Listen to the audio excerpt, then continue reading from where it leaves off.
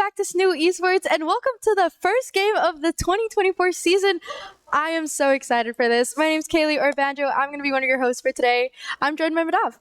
That's right. I'm here. We're going to play some VALORANT. I'm so excited. This is going to be a great game. For all of you that are just joining us, welcome back. Today is VALORANT night, every Monday night here on SNHU Esports. And we're going to be seeing a whole new roster come out of SNHU Blue. Really? Yeah, it's a completely different roster change. Okay. So we are going to be running with two completely new players. They actually got bumped up from our SNHU Yellow team, and I am just exhilarated to see this. I'm excited to see. I think it's going to be so fun. Do you know what the lineup is for today? I don't actually. All right. So first up, we're going to be going into Sunset with SNHU starting on attack. Next, we have Lotus with SNHU on defense. I'm excited for that one. Yeah, and Lotus our final decider match is going to be Bind with SNHU on attack. They are going to be going against TMU Gold, if I'm not mistaken. And TMU actually just made it into the Legends division. So I think this is going to be a great matchup between the two schools. So I could not be more exhilarated for this upcoming match. I'm really excited for Bind there. I mean, Bind, it is the last map, so hopefully, maybe we don't have to go too far there. Maybe we'll see a 2-0 out of someone. But but Bind is a great map. Bind is, I have a little bit of a love-hate relationship with Bind. I feel like a lot of people do. Especially when it comes to my elo. Yeah. It's like a stay away from me. Stay away. Stay so far away from me. Stay away from hookah. Yeah. Yeah, everybody's hiding there with the judge. If I hear one person come out of hookah or like one person come out of that teleporter and I just get, absolutely demolished and just I don't like it because they'll come out with Buckies. Yeah, and why are you hiding in hookah with a Bucky? I don't get it. So yeah, Bind definitely not on my favorite side.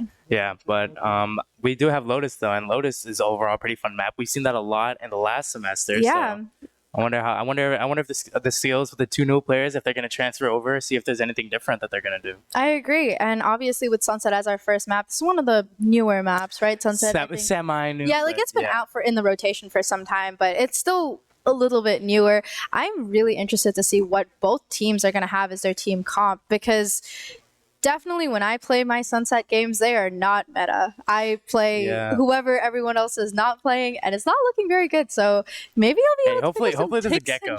Hopefully there's a Gecko there. I feel like Gecko, Deadlock, they're coming back into the meta. Are they really? Yeah, especially with Gecko's Thrasher, it's so good. It can get you so much information. It's only 6 ult points. Is it really only 6? I thought it was 7. And you can pick it up after as well. So and you can get it back. Exactly. So having that, it's extremely useful. And I think he's just coming back into the meta, especially with Skye getting nerfed now that her birds can't recharge anymore. Really? Yep. So with you still have your Trailblazer. Your Trailblazer is great, but if your Guiding Light can't recharge anymore, you've only got 2 chances of flashing someone. It's getting really hard. So I would say that Skye's slowly getting rotated out for Breach. And Breach has got an incredible kit. He's got really good utilities. So I'm very interested to see what these two comps are going to be like on Sunset. It sucks though because Haven's actually out of rotation. Yes. A perfectly good map is just Haven gone was my now. favorite map. And it's disappeared. I will say, I didn't see anything wrong with it, honestly. I didn't either, but I will say that we are kind of seeing a little bit of a trend. SNHU Blue, they've always had a preference for maps with 3 sites. We've got A, B, and C. And Sunset, mid is kind of a site for them. You'll either have people going A or going B, or you'll just see everyone down in mid just trying to go towards a site. So I think that could be another big thing on why they have a preference for a map like that. Lotus obviously has 3 sites, and Bind is just Bind. Bind's just there. Bind's just Bind. There's no direct mid in Bind. It's just an entrance into B. It's so hard to really say that there's a mid there because there isn't any. But with Bind, you have so much opportunity to rotate and retake, especially with the teleporters being there. You're really given that opportunity and the freedom to just play around all the different sites. And if you're able to command it to your knowledge and your expertise, it's going to help you out a lot. But for someone like me who gets scared, it's not very good. But let's just head straight into our character selection here for Sunset. Do you want to take us through what we're going to go and see for TMU Gold? TMU gold. Well, let's see here. We got an Omen, a Pyrex on Omen. We got Fisherman Laura on Breach. We got Anjing, sorry if I pronounced that wrong, on Sova. Larry Banks on Nothing right now. And the last character on Cypher. I don't think we can see their gamer tag. On SNHU, well, first let's introduce the new roster. So obviously we are seeing our returning Nami back on that jet. Franck hovering that Cypher for now, and Hilton on the Viper. And for our two new players, we have Case bringing that Breach out, and Sequo finishing up that lineup with an Omen. I think that this is going to be very interesting. We see 3 mirror matchups, obviously, with that Omen, with the Breach, with the Cypher, but we have 4 completely different characters. We've got that Jet, we've got the Raze, the Sova, and the Viper. Yeah, having double smokes on a big map like this can be really important, just because you have those long sites that you just need to block off, and then Omen can smoke off those little tiny areas that you may need to cover there. Maps like B, Viper will be good to block off one side of the map, and the other you can just smoke off CT. So with that in mind, I can only assume that SNHU is going to be in a somewhat pretty aggressive area for them, because they are also going to be they're going to be starting on attack. So they got to set a pretty strong lineup if they want to really punch them in the face. Exactly like you put it, Madav. Like, I feel that seeing especially like these 2 new players debut on SNHU Blue, this is going to be a really interesting game to watch. So I'm very excited to just head straight into it. Like I said, we are going to have SNHU Blue starting on attack, and we see them all kind of stacking towards B, obviously leaving the Viper just a little bit forwards at A, just to like try and set up a little bit. Spike is all the way over at B, and we are going to see Nami play with Hilton at A, so they could be looking to just head a little bit of a misdirection. Really nice bolt coming out of Anjing. Larry Banks might be getting this first pick over here, but Nami's just gonna save Hilton and gonna take that first pick for SNHU Blue. That is a great way to open that round up. Case, he's gonna try to get this aftershock out. Maybe he'll be able to knock up a few people. Sequo with a paranoia right behind him. Oh, Bread on his Cypher cam. Gonna get a little bit of information. Franck's gonna be first out, and gonna get that nice pick onto Bread. No trade coming out of TMU, and that's gonna leave them down to a 5v3 situation, as Seiko is able to get that plant down onto site.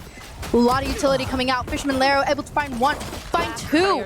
Finally getting traded out by Seiko. Pyrex finding another onto Hilton. Nami finding his second onto Pyrex before getting traded out by Anjing. It's a 1v1 situation, and Anjing falls to Seiko. That first round heading over to SNHU Blue. What an incredible debut round coming out of SNHU Blue. Quick round there. A lot of shots being fired back and forth. Fisherman Laura already getting 2 kills on the board. That's going to put him so far ahead for his ultimate, but Seiko and Nami also getting 2 of their own is just going to put him up in that same area with 3 ult points there. Now that SNHU is able to win that first round, I mean, they're gonna have this bonus money, and what are they gonna do? They're gonna buy stuff with it, because why would they not? It would be a waste not. It is time to buy up, exactly like you said. You know, this is their buy round. Next round's gonna be their bonus round, so they're gonna try their best to get that all in. Case going straight in.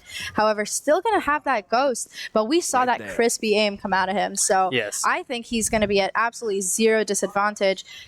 SNHU Blue is really pushing up far on both sites. We see, once again, this split coming out of them, and it's going really, really well for them so far. Bread, once again, monitoring main, trying to see any movement onto his Cypher cam, but it's going a lot slower right now. You know, we see TMU, they're on a bit of a save. They need to play close contact, especially with most of them sporting classics. So they're just waiting for SNHU to make their move. Yeah, I mean, SNHU, they just got to take their time here. Like you said, playing close contact with Barry Guns could be a little bit scary here.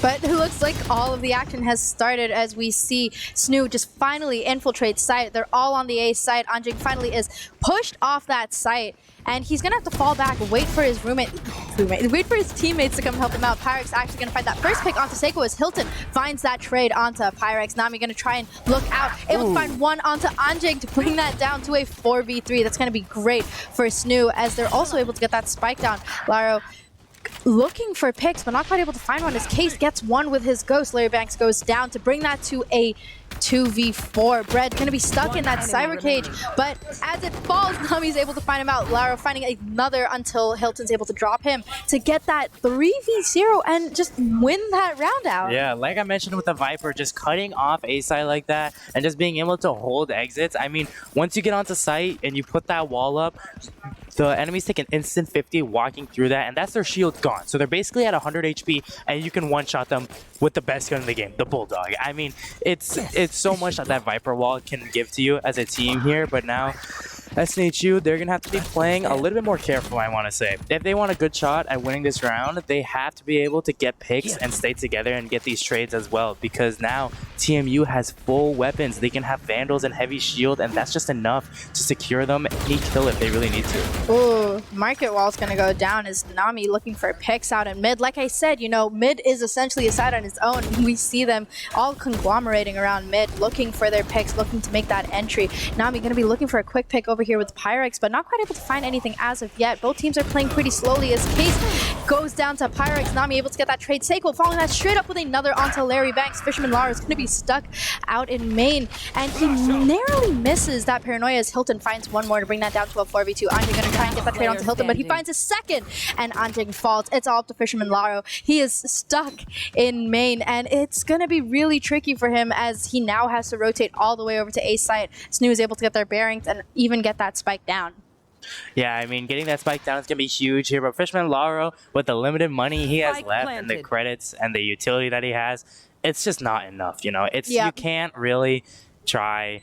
Yeah, I mean, you can't do anything here. It's a 1v4. You only have a little bit of utility to use. He's just got to stay back. This is a save round for him. And for SNHU, this is a huge W. I mean, this is their bonus round here, and they're getting the credits on top of already their bonus credits. You know, they just need to save for the next round, because this round is expecting for them to lose here. And I mean, this is a round plus the win money. The win money, it doesn't matter if they get any kills or not. Just having that in general is just going to be huge for them. So they've already got this big snowball to work around with. Going on a little bit of a manhunt.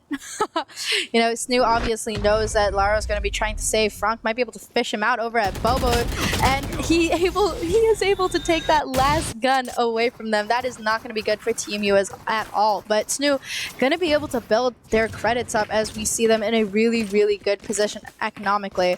Case, you know, he is going to have to buy up again, but his team is going to be able to support him through that. So it's looking really good for SNHU at the moment. We are going to see full sheriffs come out of TMU. So once again, expect them to be playing a lot of close fights, trying to get the upper hand just in distance, because with sheriffs, you're never going to be able to win that distance fight against, you know, Vandals and Phantoms. Yeah, but unfortunately for TMU, it looks like they picked a wrong side to stack here, with both ciphers lurking on the other side here. The majority of SNHU is going to be over towards B here, and it's only the poor Cypher that has to defend this right now.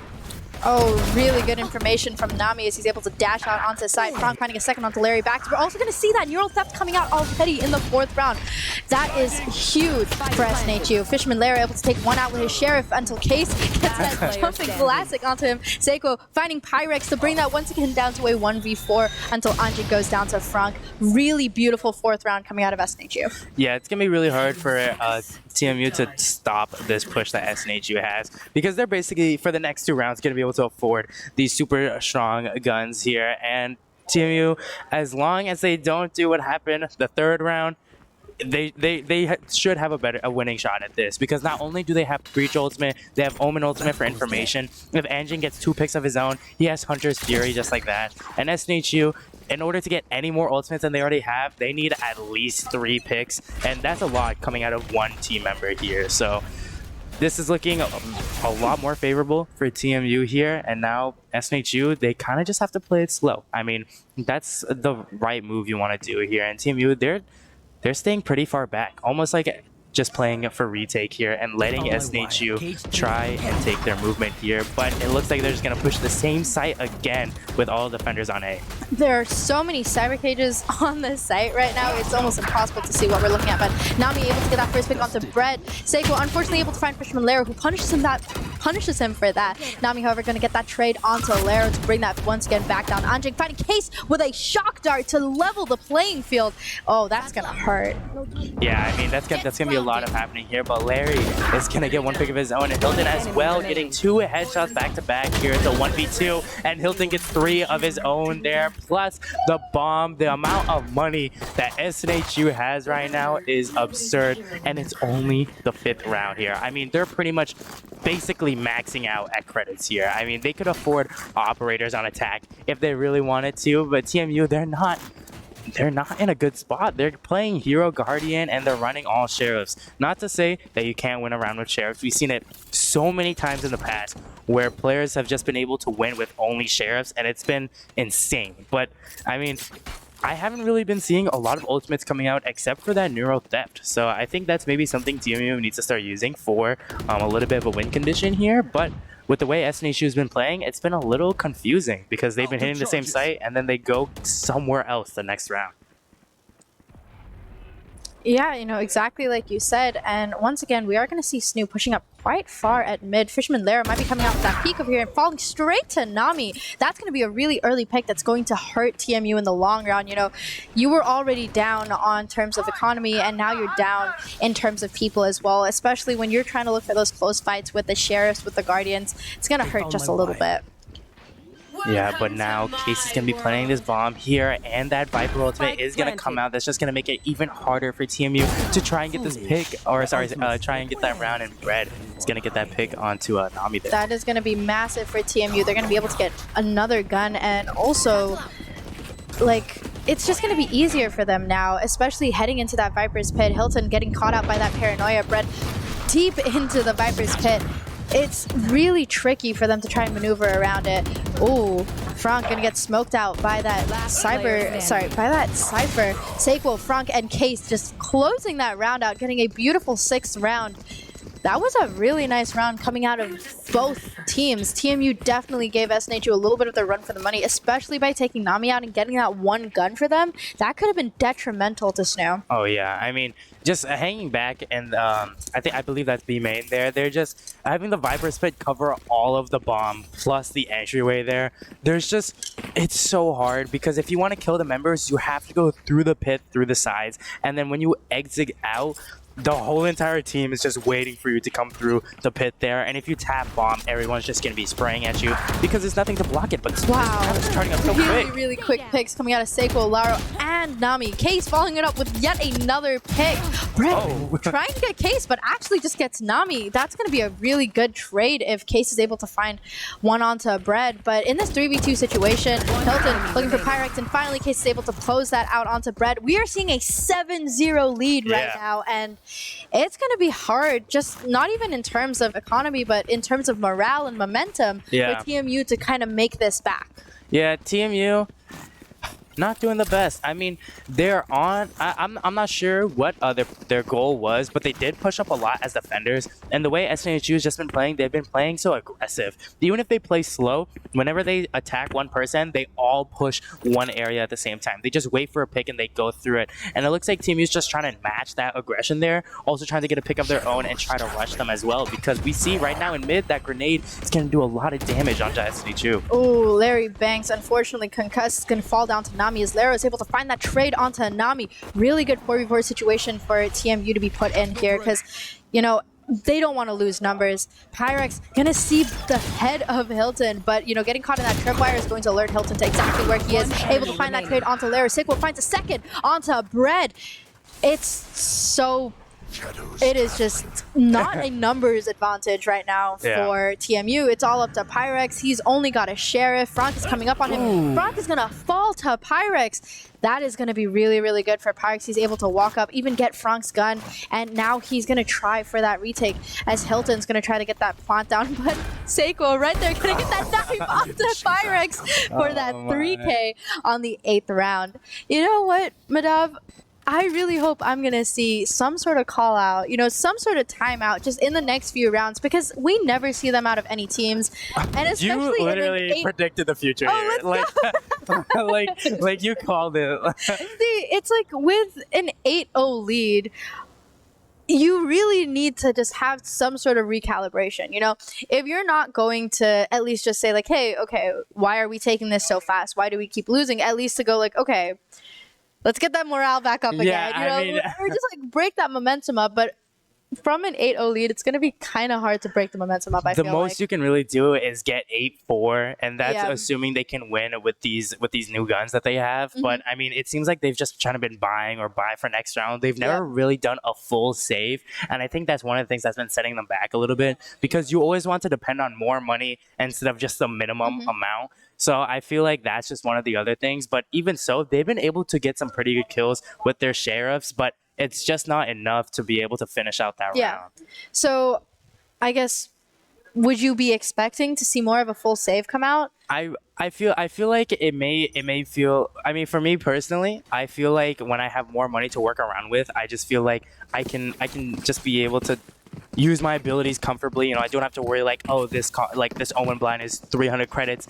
I don't want to spend that right now. Like, I don't want to be in that eco mentality where I have to be like, I have to save this for the next round. And I feel like just having that can be, it can be a big change in my opinion. Looks like Snooze once again going for that mid hit. They've been doing really good with that mid hit, as they, we can see TMU gravitating towards the sites. They have to gravitate towards the sites. Mid is just way too open for them to play in close combat with the guns that they have, especially since they're constantly being forced into saves. Oh, Fisherman Lair are going to take this trade, and he's actually going to come out of it having felled Franck, and that's going to be a great lead for TMU as Larry Banks tries to shoot off his showstopper, not quite able to find any, but is able to find more value onto Sequo. That's going to be a big hit for SNHU. Already down 3-5. That timeout might have been exactly what they needed. Yeah, I mean, now SNHU, they're only down to 2 members here, Nami and the Viper. I mean, Larry Banks has been popping off with the Spectre, and their lowest member isn't even dead yet. So, I mean, it's a lot. Hilton has to try and do what he can, using these Viper's Bites to back Bread off. Getting that pick onto Pyrex is going to make it a 1v4 here. But with all these, they're all just holding corners. They're not pushing up. They're not waiting for anything. They're waiting for SNHU to attack, and that's the exact right move you want to do. I think Nami just almost peeked into Anjing, and now Anjing knows exactly where he is. So Larry and Anjing going to try to get that peek onto him as Anjing and Larry finish that round off. Larry with a 3K, and the first round heading over to TMU. Yeah, I think that timeout was definitely well needed there. I mean, we already saw a change up in game there. But instead of pushing in and trying to, rush the attackers, They waited for Snoo to push into them. Exactly. Yeah. So I think equally TMU has that same type of aggression that SNHU has. They want to be able to rush these attackers, and they want to be able to just secure these kills, but they're just not winning these fights. So when they're staying a little bit back, waiting for SNHU to push them, all they have to do is sit back, hold angles, maybe throw paint shells every now and then, throw a silver dart tripwire, whatever they need to get the information they need, and they're just going to be able to win the round. I couldn't have said it any better.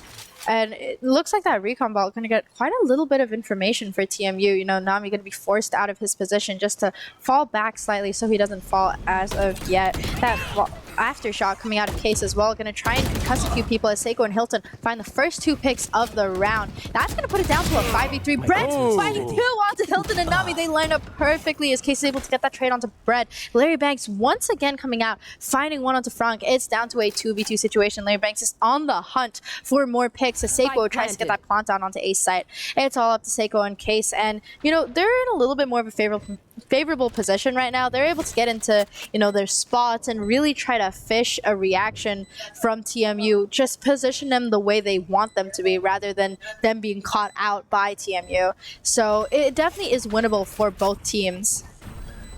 Yeah, but right now Seiko is going to be so close to this lineup here. They're right next to each other. They're able to get that wall bang and that headshot on both of them here. That is going to be the 9th round for SNHU. And TMU, they're gonna be still a little far behind here, but still, Winning that one round definitely got their momentum way back up.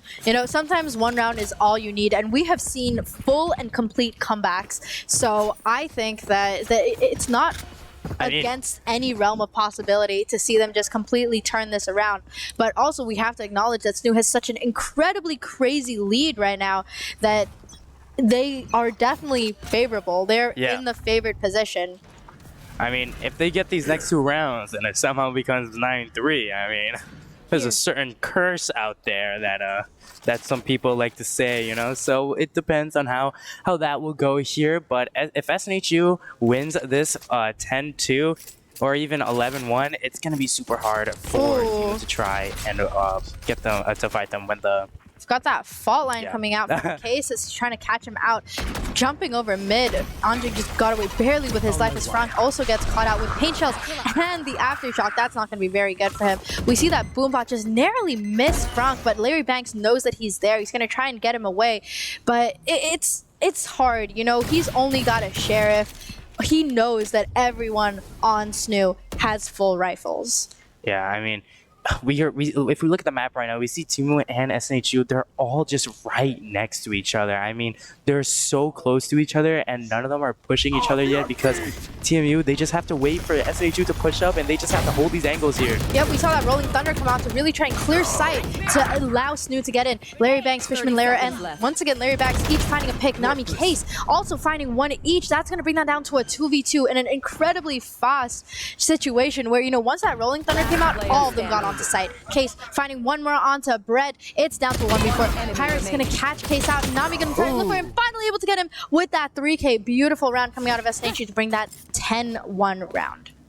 Another strong lead coming out from SNHU there, but TMU, I mean, they just held that angle there. I think that's the best thing that they've done so far. Just being able to kind of, they knew exactly where they were as well. So being able to just hold those angles and have SNHU push out, I mean, they did everything here. But if we look at the guns, TMU, they're going to be forcing up a lot here because, I mean, this is one of those rounds where they just have to win. They have to knock Economy down, and it's literally last round here, so they have to do the best they can, maybe try and get this win here. We already see Fisherman get a lot of information of where most of the team is. We're going to see defenders from A side start to rotate over, and SNHU is going to take all the advantage they can from that, and they're already on site planting the bomb. There's so much utility being used. You know, we saw that snake bite, we saw the aftershock. Literally almost everything is being used right now. The Viper's Pit's coming out as well. Larry Banks going to try and send the Boombot out, try to get some information as the Showstopper comes out, going to get one onto Case. Nami finding one, finding two onto Anjing and Brett. He's going to be able to find a third. No, he falls to Larry Banks. Fisherman Laro almost seeing Hilton, but he goes down as Pyrex is also able to find one on Seiko in this 2v2 situation where SNHU has already planted the bomb. We are going to see that Neural Theft also come out. Going to be able to get a few shots onto Hilton, but it's not quite enough as Larry Banks find a third onto Frank. It's a 1v2 situation. It is all up to Hilton. We're going to see Pyrex try to stick that defuse, and it looks like he just might be able to. Oh, that is a 10-2 round as Hilton's able to get that 3K, but in the end, it is not enough. What an incredibly lucky round for Pyrex and TMU. Yeah, I mean, that was pretty clutch if I do say here, because staying at 111 is not. 210 is better than 111. 210 is much better than 111 for sure. If TMU is able to win this pistol round, and normally SNHU is not known to really win pistol rounds here, but they were able to this time, and if TMU is just able to clutch it out and win this, they can start a bigger snowball to them for them because. I mean, once you get these 2 rounds, this is the biggest round, honestly. Yep. This is the most important round because it's just the bonus, snowball. Yeah, yep. The bonus, the shield that you get the Bulldog versus a Sheriff. I mean, it's so hard. So this round right here, TMU really needs to lock in and get these kills from SNHU and be able to push in without dying here.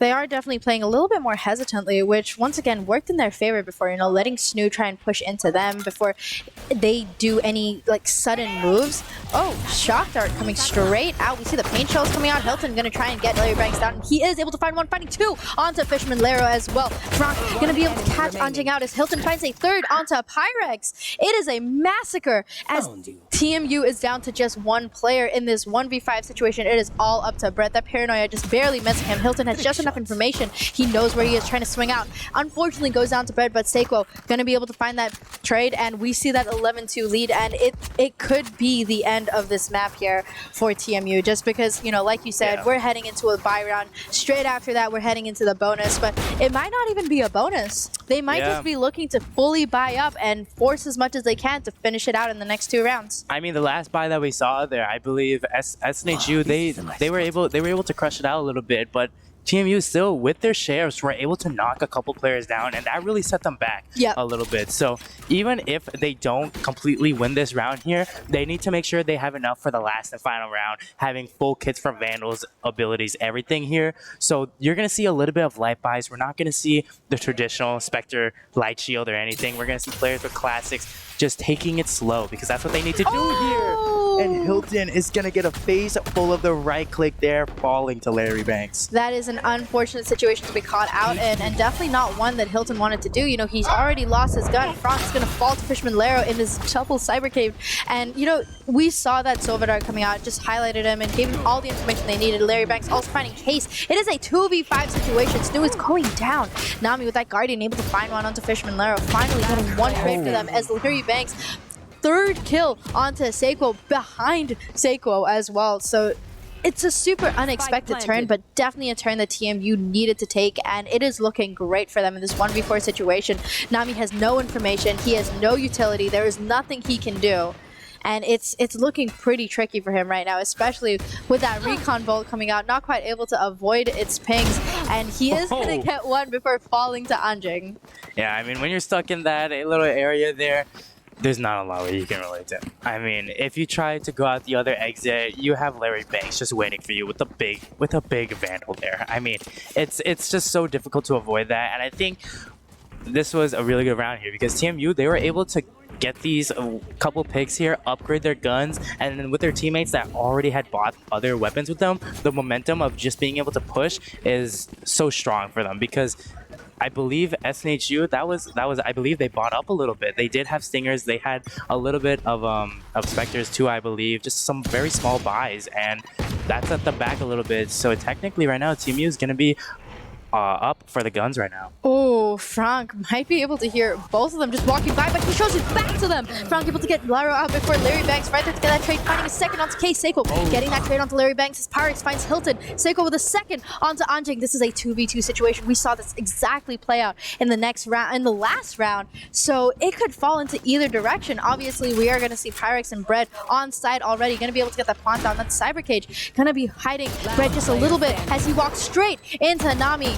And Pyrex able to get one, but he falls. Nami falls to Pyrex, who gets a 3K. That really nice clutch coming out, and it is exactly what TMU needed. Snu is crumbling. Yeah, I mean, they had such a strong start here, and now TMU is going to be on a 2-win streak. Though it may not be big, their morale is definitely up right now. We're seeing a lot of the players move around. We're seeing shots fired. I mean, they're able to win these fights now, and I think just being able to know that your team can do that and having faith in your team, you're able to push through anything in here. I mean, if they win this round, SNHU, they're going to be set back so far. They're less than 1,000 credits right now, and they need to win this round in order to close out the game here. But TMU, they're not letting them do that very easily here. So both teams going to be playing extremely slow here.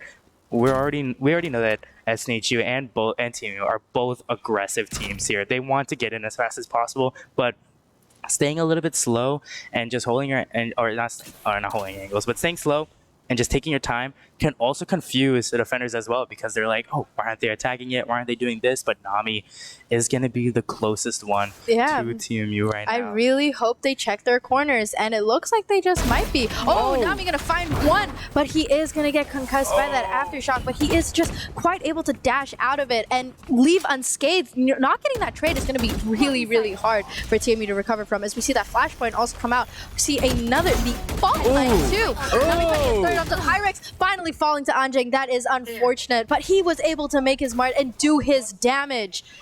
Yeah, that is 3 kills off the board there, and TMU, that's left with a 2v4 here. They have to play super careful, and SNHU, they're ready for TMU to also rotate here. We see all the members are not there, and they're Anjing and Brad, they have to play so careful here, but Case wants to get that pick, but Brad is going to get that pick onto Hilton first. Alright, we see an aftershock coming out again. Brett gonna get through that paranoia, and Seiko closing that out, getting a nice pick onto Anjing to get that match point over for SNHU. Yeah, I mean, match point.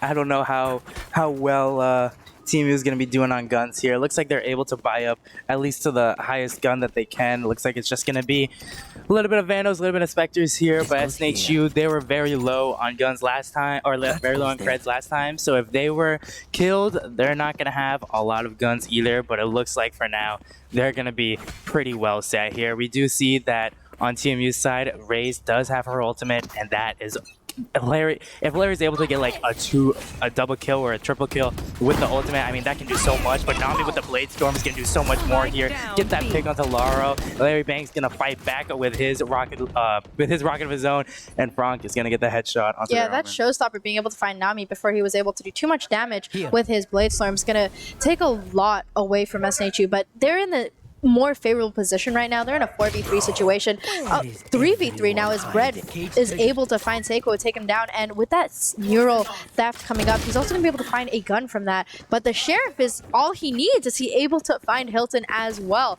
In this 3v2 situation, Larry Banks finally going to get that plant down onto A site. It's all up to Case and Cypher. Wow, my brain just completely just shut off for a second. Yeah, Case and Frog. Case and Frog, thank you. You're welcome. They're going to be the dynamic duo here that tries to win this out for the final match here. But a 2v3 is pretty hard, not to mention with tripwires on the side here. But Larry Banks playing that sneaky, cheeky little area that their Omen was playing last time is going to get that pick onto Frog, and Brett's just gonna finish. Yeah, Brett's just gonna finish that. I thought the spike exploded, and I'm like, where? But I mean, that round is done now. And TMU, I mean, they're pretty good right now. They're winning these fights. See, it's all just in the momentum, you know. Having that showstopper find Nami immediately when Nami was pushed up to do so much damage was what saved the round for TMU. Yeah. Because if Nami was able to find Larry Banks wouldn't have been able to get that pick onto Frank. And, you know, we just see that domino effect, that butterfly effect come into play. So, once again, we're going into another match point, 5-12, and SNHU's definitely playing just a little bit slower because, you know, in their minds they're like, we should have won a few rounds ago. What are we doing? We gotta just tone it down a little bit. We have to let TMU play into us. Yeah, so look, and we already see Seiko here holding that blind. She's gonna get so many of them here, and Nami is trying to connect the shots, but so much is happening, and it's already a 4v3 just like that. Anjing able to find one on Seiko as well as we see Pyrex finding another on Case. Frank getting one trade onto Laro, but Pred also finding Frank. It is all up to Hilton. It is him, his classic, and his judge against the world. It's going to be really tricky, but you know, now that he's been able to pick up a Vandal, he might be able to find one or two, maybe even finding another, but just looking into all three of them at the same time, that crossfire is just going to be too much for one person to handle. Yeah, it seems like I see this happen, not even in esports, but just in like any sports at all. When a team is like up by a lot of points, not that they'll play wrong or differently, but their game's just gonna feel off. Yeah. Because as soon as the other team starts catching up, you start to panic a little Why bit. are they doing this? Exactly. We were doing so good. It's like we were steamrolling them, and now it's like TMU, they're coming back. You know, this opposite team, the away team, whoever it may be, they're coming back, and then that can only leave SNHU confused, puzzled, and maybe even frustrated. I mean, now is the time where I think you'd say you should have a timeout, you know, come back, because SNHU, they only need one round here. Really nice shock dart coming out. What a Love that lineup. Going right across the map. Oh, so much information coming out for both teams. Larry Banks going to try and use his blast pack to get onto site, but going down to Frank and his Sheriff as he uses his cyber cages to get yet again another gun. We're going to see that neural theft come out. Fishman Lara able to find Case, but there's so much information for SNHU right now to take as Nami, Frank each able to find one of their own. It's a 4v2 situation. Seiko finding one, and Nami gonna finish that round off, finding Laro. That is a 13-6 first game over to SNHU. What an incredible game to watch between the two of them. Yeah, not to mention that last round was a thrifty round as well. I believe they all had Sheriffs there, so they really just locked in for the last round. It was exactly like you said. We have seen Sheriffs win out impossible situations time and time again, so I'm not surprised that we saw yet another one with SNHU. And with that 16, with that 12-6 game on Sunset, I am beyond thrilled and excited to see what we're going to have next in our Lotus game, especially with SNHU starting defense. You know, we know SNHU is a very attack-sided team. They are Definitely. so ready to always push out into people. So for them to start defense, you know, it's going to be interesting to see if they're going to bring their really aggressive playstyle into that defensive first half, if they're really going to let them push into them, you know, by Yeah. falling back a little bit. So I am excited to see this. I'm pretty hyped for it too. I mean, Lotus has been a while. It's first game of the semester. I'm here for it. I'm here for Yeah, it. me too. But, you know, with that, we are going to have a 3-minute break. So for all of you, go get your water, go get some snacks, because this next game is going to be just as action packed as the last one. We'll see you guys in just a few minutes.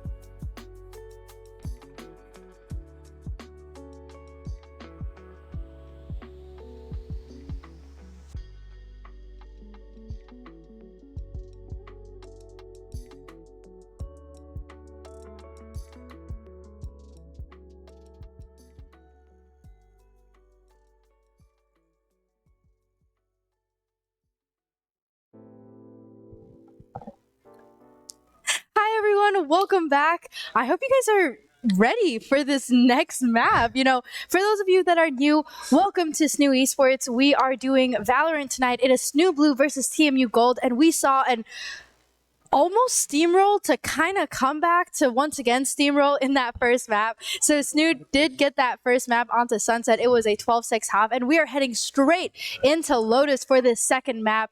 Let's take it away.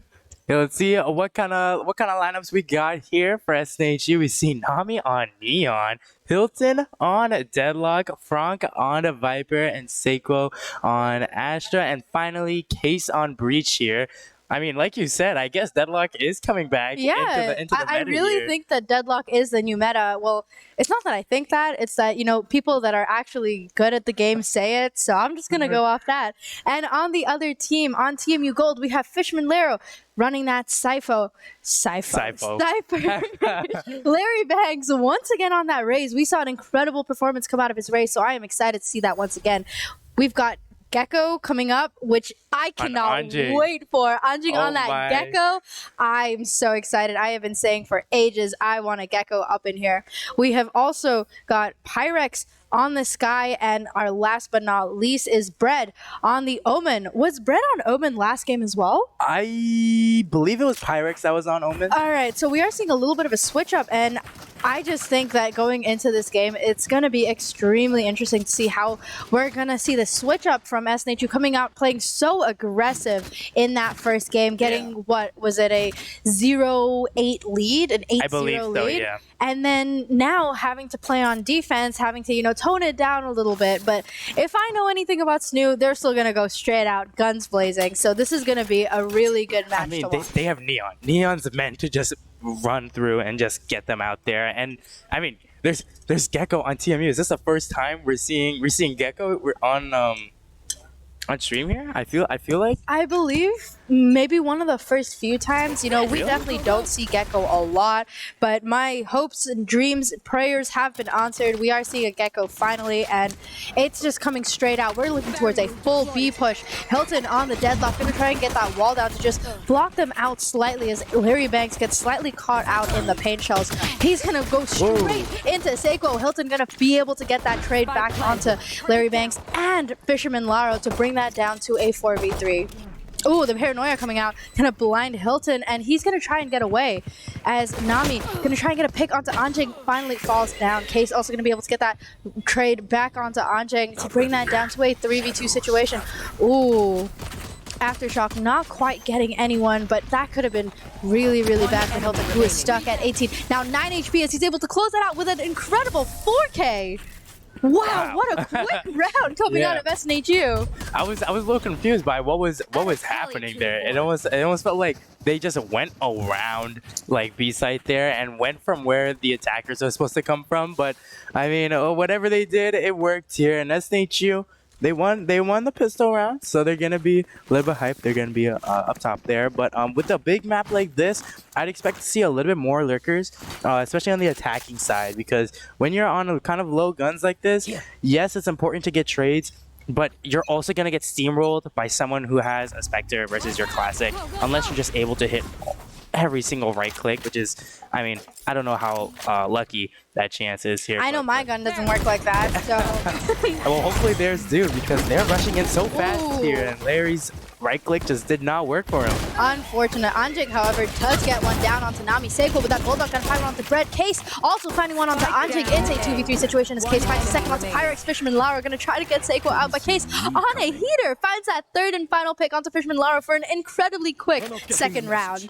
I mean, you said it yourself here. SNHU, they're on the aggression. I mean, they're not holding angles. They're not waiting for TMU to, you know, play however they want to. They're like, this is our turf. You know, this is our game. We don't care if we're on the attack or the defense. We're gonna push you no matter what here. So I wonder if that's gonna change now, knowing that TMU has these better guns here, and just being able to match up with where SNHU was from last round. But it looks like they're going to be switching things up here. Not really going to be pushing towards A site anymore. Going to be rotating over onto C, where Frank is going to now have to deal with their aggression. Yeah, and if there's anything about TMU, it is that they play together in a pack. We have seen them push almost every single site as a 5-stack, and obviously when you're left as one player on a site, that is incredibly intimidating to look at. I know that if I were Frank right now, I would be running all the way back to B, just yelling bloody murder, waiting for someone to come and save me. But Nami, however, pushing straight in, gonna find that first pick onto Fisherman Laro, and that's just gonna facilitate a full rotate from TMU, maybe looking towards B, maybe looking towards A. They have full, just open space right now that they can go into. Obviously, we have Hilton's deadlock on B, and we are going to see the barrier mesh just completely block them into B site. They might be trying to break it out around here. You know, they do. They're trying to get onto site as much as they can. We are also going to see that Gravnet come out to try and get one, and it is going to help him. Case also going to be able to find one onto Pyrex. Larry Banks finally finding Nami. Hilton finding second onto Larry Banks as Bread finds Case. Seiko going to close that round out. What a ghost onto Bread. That is an incredible third round coming out of SNHU, and we might be seeing just another pattern being repeated from that last game. Yeah, I mean, Hilton literally just locking down side there with that barrier. I know that the size got increased of it, and it literally just blocks out that entire push to B. So, I mean, all he has to do is literally play the defensive role. Just sit back, do whatever he needs to, and just peek every now and then with his team supporting him here. But now TMU, with the Sheriffs, I can only assume they're going to be cutting it down. And Hilton, Neon, and Breach, they're all going to be there to help with that. But Nami's going to get a face full of Dizzy as he tries to get this first push on. Not quite able to find anything as Bread finds that first pick onto Nami. Case going to find that second onto Anjing, Larry Banks, and Hilton, each following it up. Pyrex finding that trade onto Hilton. It is just non-stop back-to-back trades from both teams as we see the 3 from TMU get through tree, and now they're just trying to get their push in as Seiko able to find a nice pick onto Pyrex as Laro gets that trade once again. We are seeing these back-to-back trades come out of TMU, and it is doing wonders for them as they are now in a 2v1 situation. They have the advantage as they swing out together. Front looks away at the wrong moment and unfortunately goes down to Fisherman Laro, and they are able to get their first round. Yeah, and I mean, that was a round that they all had Sheriffs on. So it was a bit of an eco round for them, and yet they were still able to clutch it out in the end here. So now both teams being able to have these stronger guns, they're going to be, I mean, it's going to be more or less of an equal round, I'd say here. We do know that Gecko does have Thrasher here, so especially on the attack in those clutch situations, Gecko can pull out Thrasher and just chomp on someone, and they're stuck there. They can't move. They can pick him back up, and he can just use it again if he really needs to. We can also talk about Hilton and his annihilation as Bread actually swings out and gets that first pick onto Nami. Larry Banks is going to get that second onto Case. Hilton already taking some damage. Going to have to throw that barrier mesh out to try and create a little bit of space, but it's nothing to Larry Banks, who's able to get over and find that pick onto Hilton. Seiko going to try to break that door, but he's not trying to make too much noise, so we see him take that long rotate across. Frank going to be caught down drop, and you know, with that much utility, that much information, they all know that he's dropped, and that's all he can do. Is Anjing's able to find that last pick onto Seiko to close out a flawless second round. Yeah, it looks like we're not going to be able to see that streak that SNHU had from last game here. You know, TMU really fighting back, not letting that happen. They're currently on a streak of their own of 2 rounds right now, and they are sitting comfortably. They're sitting in a luxury amount of credits right now. Not to mention, they did use that Gecko ultimate to secure that round, and now they have a Showstopper and the Omen ultimate. And SNHU, like you said, Deadlock does have that Annihilation, as well as the Breach ultimate and the Astral Divide here. So a lot of strong ultimates from both teams here. Nami going to the same spot every single time, especially with this Stinger right now, hoping to get some close contact, but Frank is going to be the one to get all the action here as he starts to push up onto C. Yeah, you know, we've got that Snakebite just trying to come out and delay the push, but Larry Banks is going to be able to get over it because he has his blast packs. And with his Showstopper coming out, he's just got a little bit of time left, and he's not quite able to find anyone yet. But he has given his position away. Larry Banks getting a really clean shot onto Hilton as Frank's able to find one onto Anjing. Larry Banks finding a second onto Nami as Frank finds 2 more onto both Larry Banks and Fisherman Laro. This is going to be great for SNHU in this 2v3 situation, but unfortunately Frank falls to Pyrex. We're going to see even more ultimates come out. You know, we've got that Celestial Divide. We've got the Rolling Thunder. Pyrex finding a second onto Case. It's all up to Seiko, and it's going to be really hard for him as he's facing this up-down situation. And we've got Bread finally getting that last pick onto him. It is now 3-3. TMU is not going through that same path that they found themselves last time. Yeah, they do not want to lose another round here, or another round at all to SNHU here. So, I mean, again, playing in that up-down scenario, it's so hard to win that. Unless your bullets literally go astray, which is so low of happening. It's so hard to win that there. You can only look at one place at one time. You know, it is almost... Unless you're like jumping, constantly Even then. with the stinger. It's like they go everywhere, but it's so hard to just be able to control that, So, but it looks like TMU, they're still gonna be out in this area. And Nami is actually gonna be on the strong attack here. That frost line gonna come straight out, but Andre gonna get that. Nami's Larry back finding two immediately onto Hilton and Case. Look at that spray transfer. Yeah, hitting him right through that. That Boombot's gonna try and get him a lot of information as Seiko is trying to rotate over. He's stuck up in heaven. Oh, my. Third kill coming out of Larry Banks. It is all up to Frank, and the secrets have come out. It's going to be pretty hard for him in this 1v4 situation. He doesn't have that much utility left. He's got one snake bite.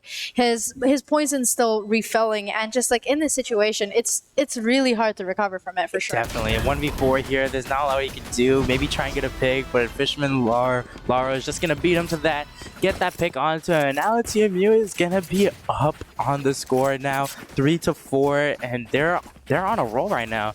I mean, it's crazy how big of a switch up can happen here, especially just depending on the map. Sunset could just not have been their map here, and Lotus has been out for like forever, so a lot more practice is on maps like these here. And SNHU, they've got a strong favorable they like Lotus, but in times like this it can be a little difficult, especially with them running all sheriffs here.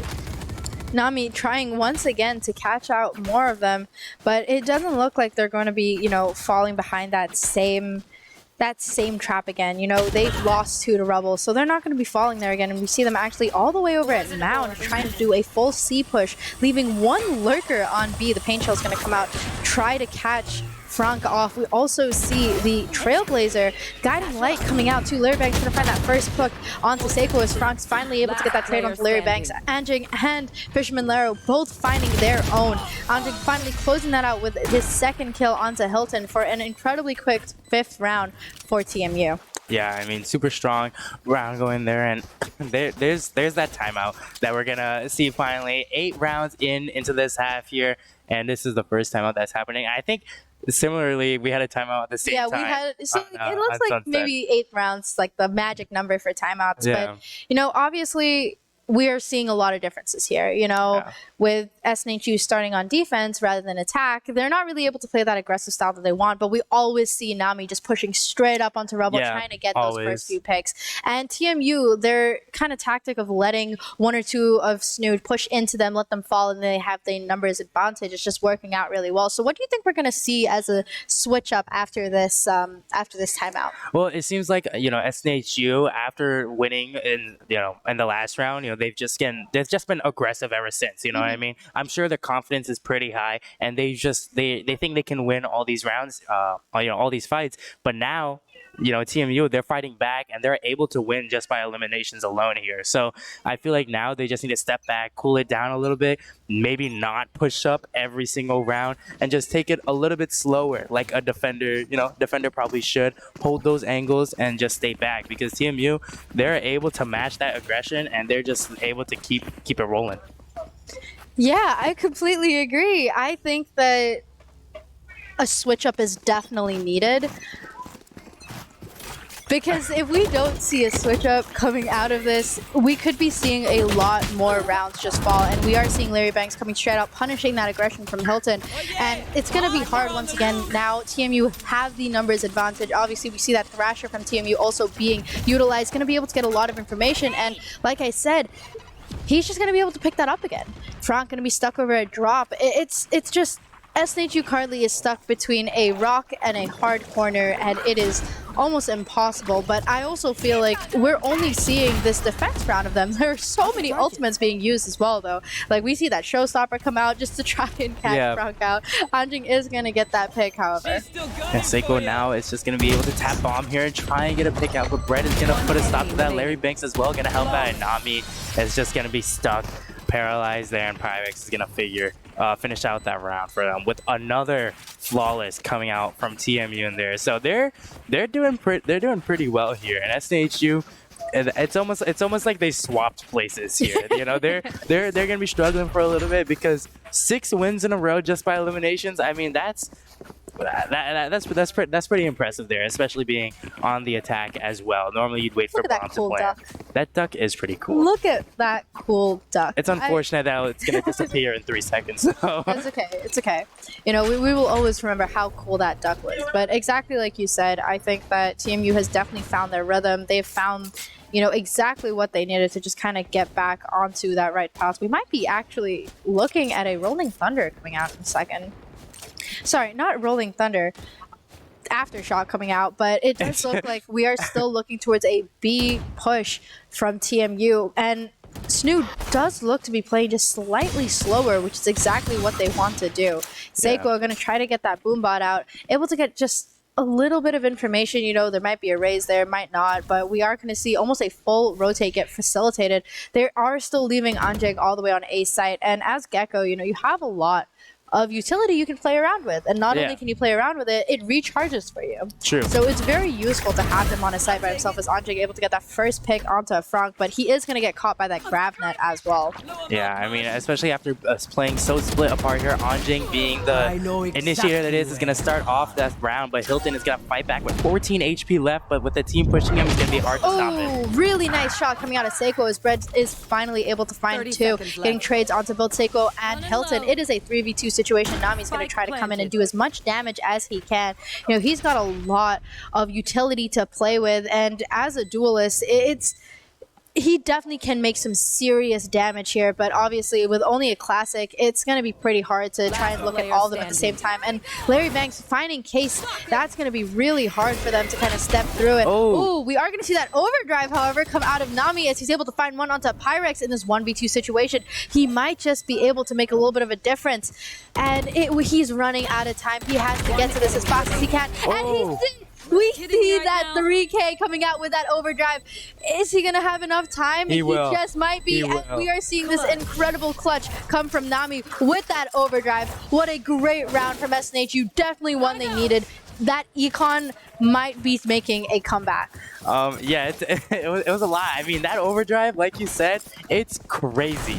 The amount of damage it does is crazy. Not to mention on the headshots. I mean, it was overpowered when it first came out here, and Nami is still going to put some respect on its name and is just going to close out that round here. 10 rounds in. If SNHU really wants to make this in their favor, they've got to win these next 2 rounds, make it 6-6 here, and just try their best to do as good on the attack here. But hopefully spirits are a little bit higher. You know, they stopped that streak there. They can play a little bit more closer, a little bit better here. And we already see that TMU is going to start to do the same kind of push they did before over onto B. Ooh, Seiko almost getting caught out by Larry Banks as we see a full B push get facilitated, and they're doing pretty good with it. Oh, that grab net going to come down. That's going to delay quite a bit. You know, obviously, if you're stuck in that net, you're not going to be one to be stuck in it anymore. As Case and Seiko are going to open that round up, finding 2 really quick back-to-back picks. Pyrex slightly concussed, going to have to fall back, but now that they have the spike, they have the ability to fall into whichever site they want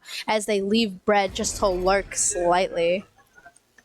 So it's like it was so fast and then it was so slow, just like that, within a couple of eliminations that's from what TMU we see there. in these, you know, fast-paced collegiate matches. Everyone is just constantly on their feet. Ooh, we've got the Wingman coming out. I love Wingman. I think Wingman. I'm more of a Dizzy type of guy. I think Wingman is the best ability in the entirety of this game. Anjing going to be able to find that pick onto Frank. Anjing finding a second onto Hilton. Is he going to be able to find a third? As Bread using that paranoia going to be able to catch Nami out. It is a 2v3 right now, and SNHU just had the upper hand literally a few seconds ago.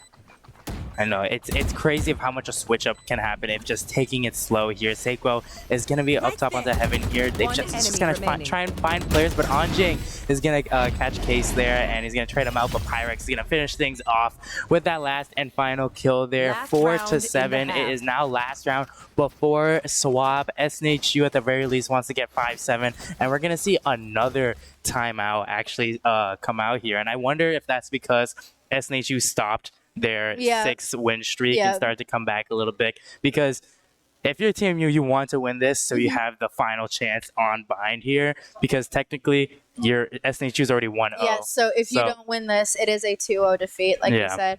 But I just think that a lot can be said by like just breaking up the momentum of something. You know, even though they only won one round, it's the fact that they were able to take one round away from them after that 6-win streak. Yeah. So obviously they're going to want to stop that. And if they've picked up on their playing style, they know that once they go past this, you know, this round half, once they go into the next round, it's going to be incredibly difficult to stop them from being as aggressive as they were. Yeah. And we just see, you know, the common SNHU aggressiveness, it plays out really well for them when they are in that favorable position. Yeah. But obviously on defense, you have to let them push into you just a little bit more. And that's why we saw SNHU just not picking up the rounds they wanted to. Yeah, I wonder if this time I was also just to mention that what a cute elephant. I was going to say that. I didn't even know that was there. Oh my That's God. awesome. I was going to say, I wonder if this is also just to get this last time out in before the swap and be like, SNHU, their aggression is hard, you know, close out this round strong and then be on the like the strongest defense you can have here. TMU, they have Thrasher to work with, but SNHU also has that divide across the map here, and Hilton gonna be on C instead of Frank. It's just gonna try and hold this down to the best of his ability. That barrier mesh is really coming out very, very strongly a lot, and it's helping a lot. And we see that Thrasher once again, it's just so incredibly useful when it comes to terms of just, you know, finding utility, but also creating and gathering space. Not just able to find the first pick onto Hilton. Bread and Fisherman Lara quickly following that up with picks of their own. Case finally finding one onto Larry Banks to try and bring it around from SNHU. It is a 2v4 right now with Pyrex finally able to get that plant down onto site, and it's looking pretty bad for SNHU at this moment. We are going to see that Celestial Divide, however, come out from Sequo, and that might be able to turn things in their favor just a little bit. Yeah, but it all depends on how fast they push up into here and if they're able to get trades off as well, because they have one area to push out of and the attackers know where exactly they're coming from, and Pyrex is just able to take advantage of that. And that's just an unfortunate position to be caught in. You know, it's really hard when you are the last two, and especially on a site like C where it's all just angles and corners. And with people like Gecko, you know, we saw him pick up his Thrasher and use it again. That's so much information and so much space that his utility and his ultimate can cover that it's just hard when you're in, you know, Case's and Sequo's position. Yeah, I mean, especially being the last two members, you want to play together. You don't want to keep feeding into a TMU there, because if you just keep feeding and feeding and feeding, it's just so hard to try and get that retake here. But now SNHU is going to be on the attack here. I wonder if they're going to try and do anything different. Looks like we're going on a magic carpet ride here. I was gonna say, I'm loving this amusement park I'm on right now. You know, I've never been taken on a tour like this before. Maybe we should be doing this more often. You know, a little bit of an introduction as we go straight into an action-packed round. We see almost everyone getting caught in that grab net, and that is just going to turn into an annihilation as we see back-to-back instant trades with Fishman Laro closing that round off. Wow. Yeah, they're pushing up pretty fast, you know, as defenders as well.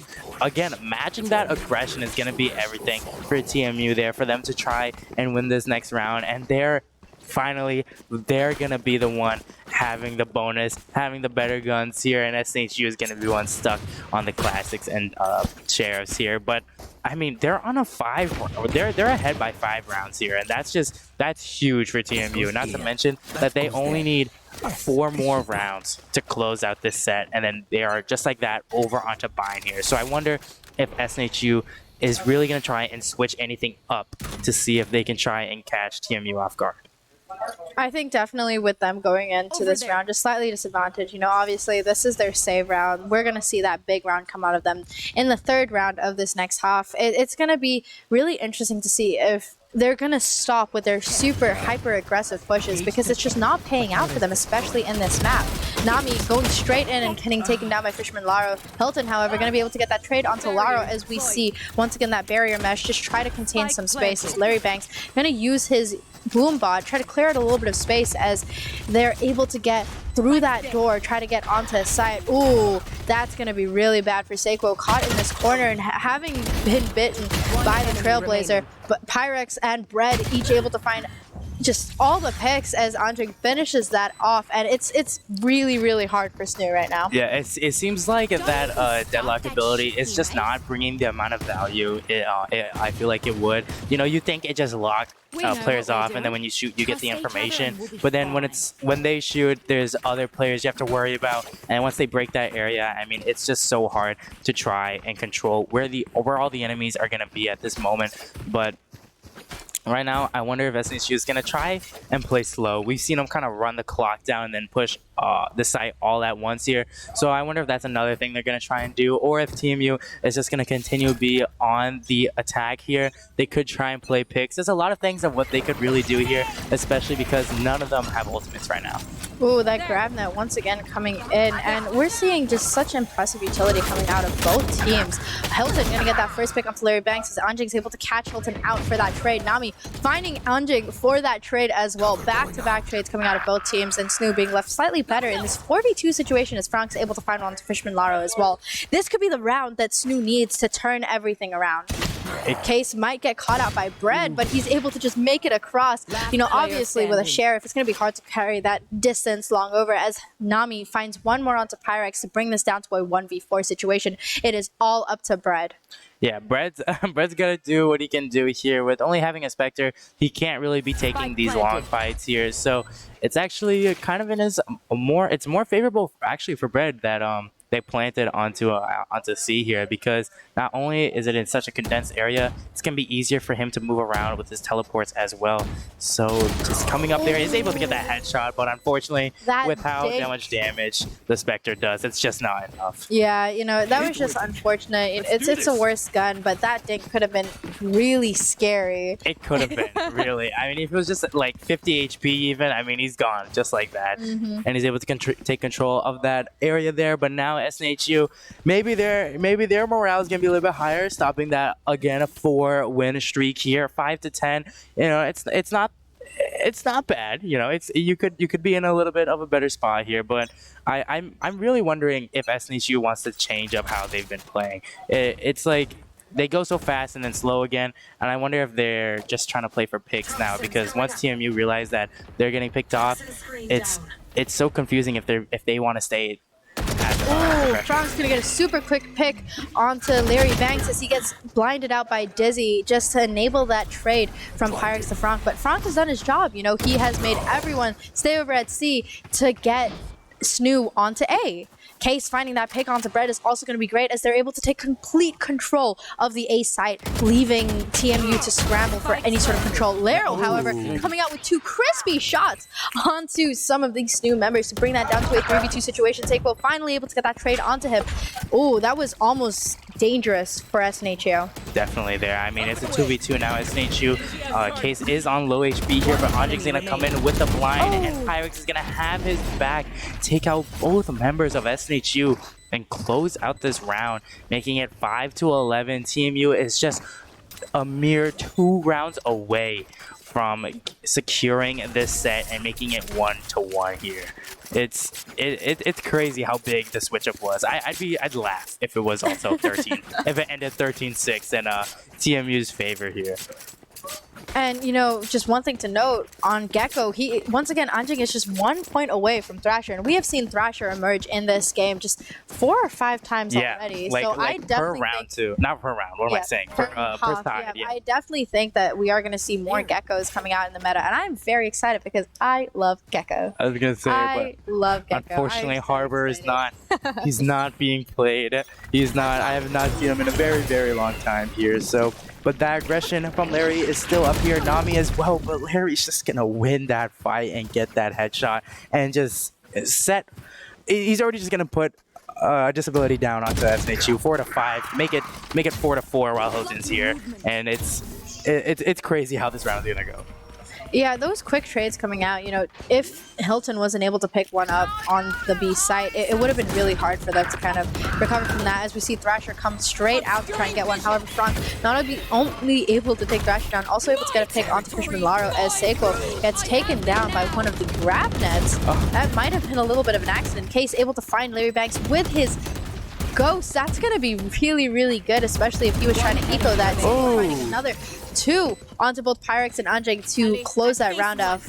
And that's a great round for SNHU. Yeah. They need to delay as many rounds as they can to try and get it back up. And as we can see, it's forcing TMU to just not fully buy once again. Exactly. It's a back and forth in the wins and the losses, and it's allowing SNHU to once again build their economy up while completely tanking the economy of TMU. Yeah, I mean, TMU has some rounds to play around with, but that's only 5 rounds, and 5 rounds can go like in a snap, just like that, if not played correctly here. So they need to play every round as if SNHU wins, it's going to be match point, because if they do that, it's just going to work so well in their favor here. But it looks like TMU is just going to stay on the aggression, and even so get that headshot onto Franck as well. We see SNHU just kind of hover back at spawn there, and TMU, they have the gun upgrade now. They're able to fight with the limited guns that they have, and they're going to make their way over onto A, and that's exactly where SNHU is going to be going.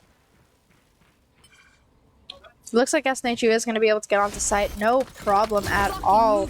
We are going to see just a few abilities come out from SNHU to try and just contain the site a little bit more. Nami once again playing super aggressive, super pushed up. Ooh, that Nebula went down almost exactly at the perfect time for him to get a pick onto a Pyrex. Oh, we're going to see that flashpoint enable just Nami to get another pick as Larry Banks going to be caught out of top, but just find Case with that Sheriff.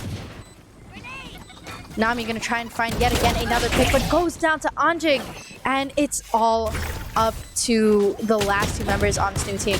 Hilton gonna be able to find that one more pick onto Larry. It's gonna bring that down to a 2v2 with the spike already planted. You know, it's in their favor, but that neural theft might just prove detrimental as we see Mosher coming out. Seiko gonna be separated from Hilton. He might be in a good position as Anjing's trying to get that off, but we see Hilton with that 3K bring a 7th round home to SNHU. This is exactly, once again, what they needed. Yeah, this is exactly, you put it so well there. I mean, they were able to get that dub there, and now only 4 rounds away from evening things up to 11-11. It seems far, but it's closer than you really think. So if SNHU is able to keep up this snowball that they've got here, I want to say this round is going to be one of the more important rounds here. We see that credits are not in everyone's exact favor here. Exactly like you said, the team that loses this is going to be forced to save, and if that is SNHU, they will not be able to stop them from going into a match point.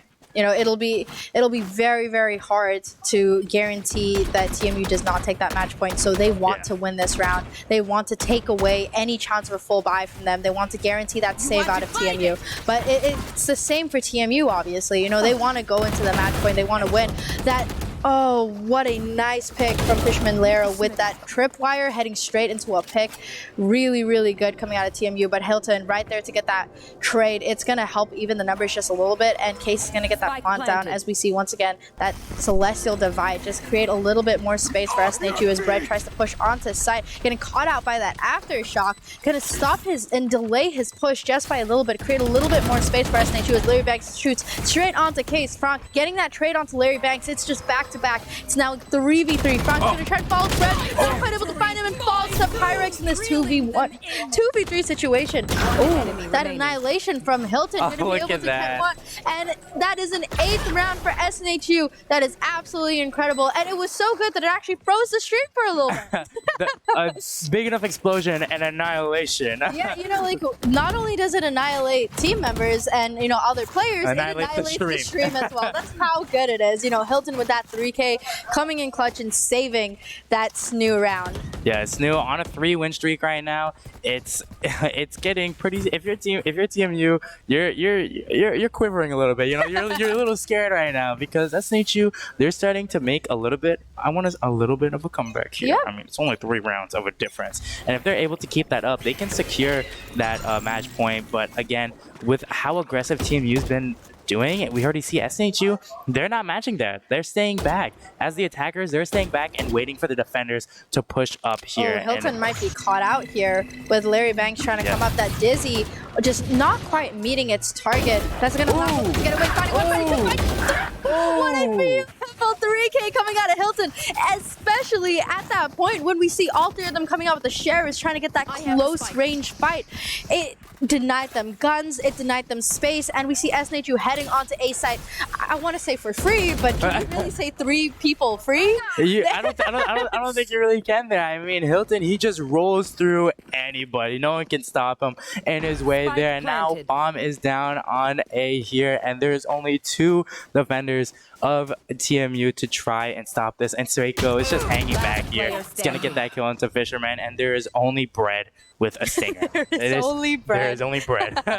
His team's not there to make a full sandwich. You know, you just get a little bit of the loaf there, and he's gonna try and push up, but Franck is just gonna get that headshot right onto them. 9-11 there. Beautiful, flawless round coming out. And just one more thing to note, you know, Hilton had just used his annihilation, but he is 6 out of 7 with that 4K, getting that plant down. That is really, really great for Hilton, because after one more kill, we might see that annihilation once again come out, and that is why I think Deadlock is back in the meta. Yeah, I mean, annihilation, you need your team members. If you're in a 1v1 scenario, it's almost like Iso's ultimate, but you have no chance of winning. Exactly. You just get teleported into a little, you know, and like a cocoon. In a map such as Lotus, with all of these corners and tight spaces, annihilation can make such a difference, even if it's just one person. Absolutely. Oh, that Dizzy coming out, and the guiding light as well. That's going to allow Larry Banks to get a super quick pick onto Nami. They're once again just playing so aggressively.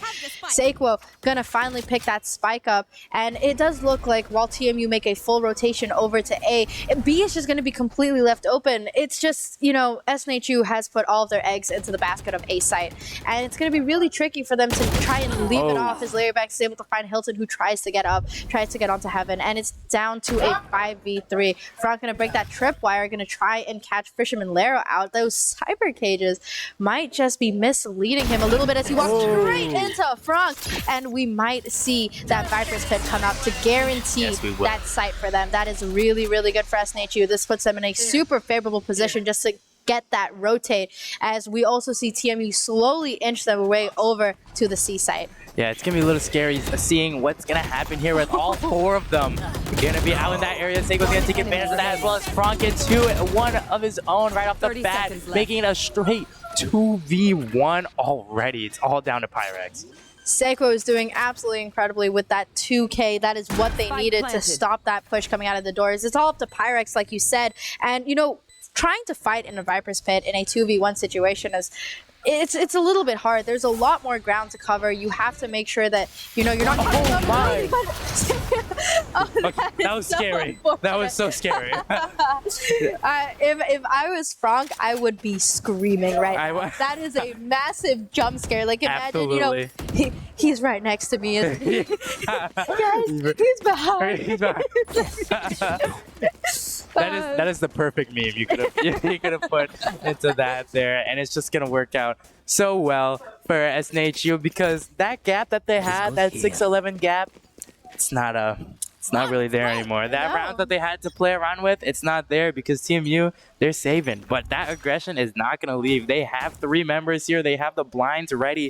If SNHU decides to push this, I mean, they're looking for trouble. All right, TMU, they're not scared to try and you know, fight all the way to the end here. And I wonder if they're just gonna wait again for TMU to try and push up towards SNHU. It has been working so far. You know, they might lose a few in the beginning, but, you know, with TMU just playing so aggressively, they might be able to find out. Yes, Fisherman Lara is able to find one on the Franck, but Case is on a heater right now, finding 2 almost immediately. Larry Banks finding 2 as well, onto Seiko, and that 3K was so good, it just broke the stream once again, as Hunting is able to find that final pick onto Hilton with a thrifty match point.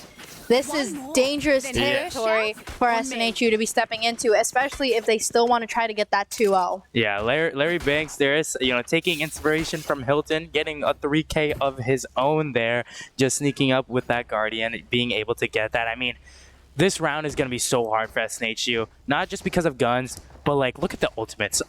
All 5 members of TMU have their ultimates here, and I'm not saying that ultimates are deciding No, that. we might be But- seeing a death ball, you know, just Yeah, like it's everyone just- copied their ultimates almost Exactly. immediately. And it could work out really well for them, but also it looks like they're pulling back a lot, and that's just because they stacked all of their eggs into the basket of A, and now that they are not on A, it's going to be really hard for them to try and facilitate that rotate, especially with Sequo getting that Celestial divide up. That's going to be really, really good to get even more space. We see Anjay trying to prime that Thrasher up. That's going to be really a lot of information. That Annihilation coming out, almost detaining, detaining Hilton.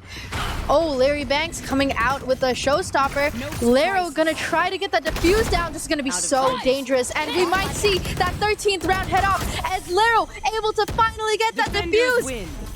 And that's first map for TMU. Yeah. What a round! I mean, there was so much back and forth on What that a map. round. I mean, SNHU had that 3-win streak, and then the TMU had their like 6-win streak, and then it was back and forth, and then SNHU had their streak, and then TMU was just finally able to close it out. This could have just been TMU's map, you know, but yeah. just putting that aside, the way they played, they were able to adapt to SNHU's playstyle so nicely. And you know, I never thought I would say that I'm excited to bind, but I am excited for I bind.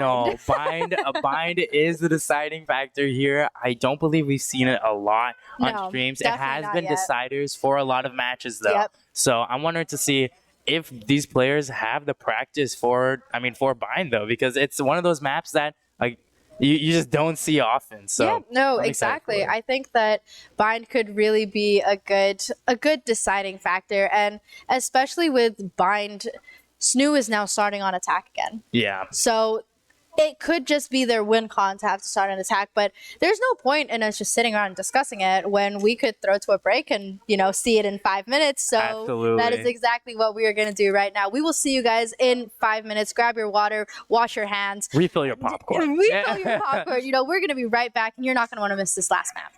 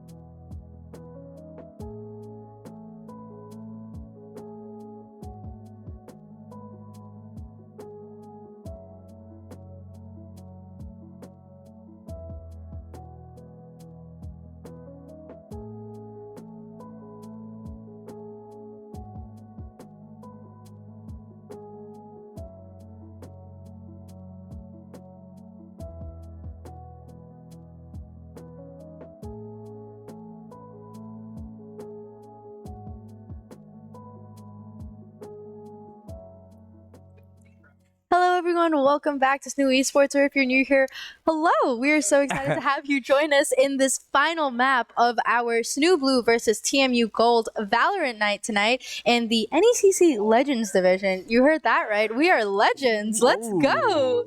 For all of you who have, been waiting around for the stream and you're like, that wasn't 5 minutes. That's because it wasn't. We just wanted to get right back into it. No way. We wanted to get right back into it, and so did the players. So we are heading straight into Bind, and I know you were excited for Bind. I'm excited for Bind. The teleporters, the no mid. I mean, it's everything you could want in a Valorant. I don't know. I feel like Bind just leaves a little bit to be desired. Like, it's everything you could. You want. should read that as I'm not gonna buy it. It's everything you could want. Well, in that last map in Lotus, we saw a lot of unconventional characters come out. We saw the Deadlock come out. We saw the Gecko come out, and not only did we see them come out, we saw them excel and thrive. So, what are you expecting to see coming onto this? I mean, with Bind and how it is set up, I'm thinking we're gonna see double smokers from both sides here. We're gonna either get Brim or Omen, and then a guaranteed Viper. If not Viper, Harbor, maybe not Harbor, but probably I wouldn't be surprised to see a Neon. Anything with those long lines to cut sights off. Yeah, because Bind is such a large map. Yeah. There's so much ground to cover. So let's just head straight into the character select and see what we have lining up for us as we go straight into it. Ooh, it looks like we have a lot of hovers coming out already.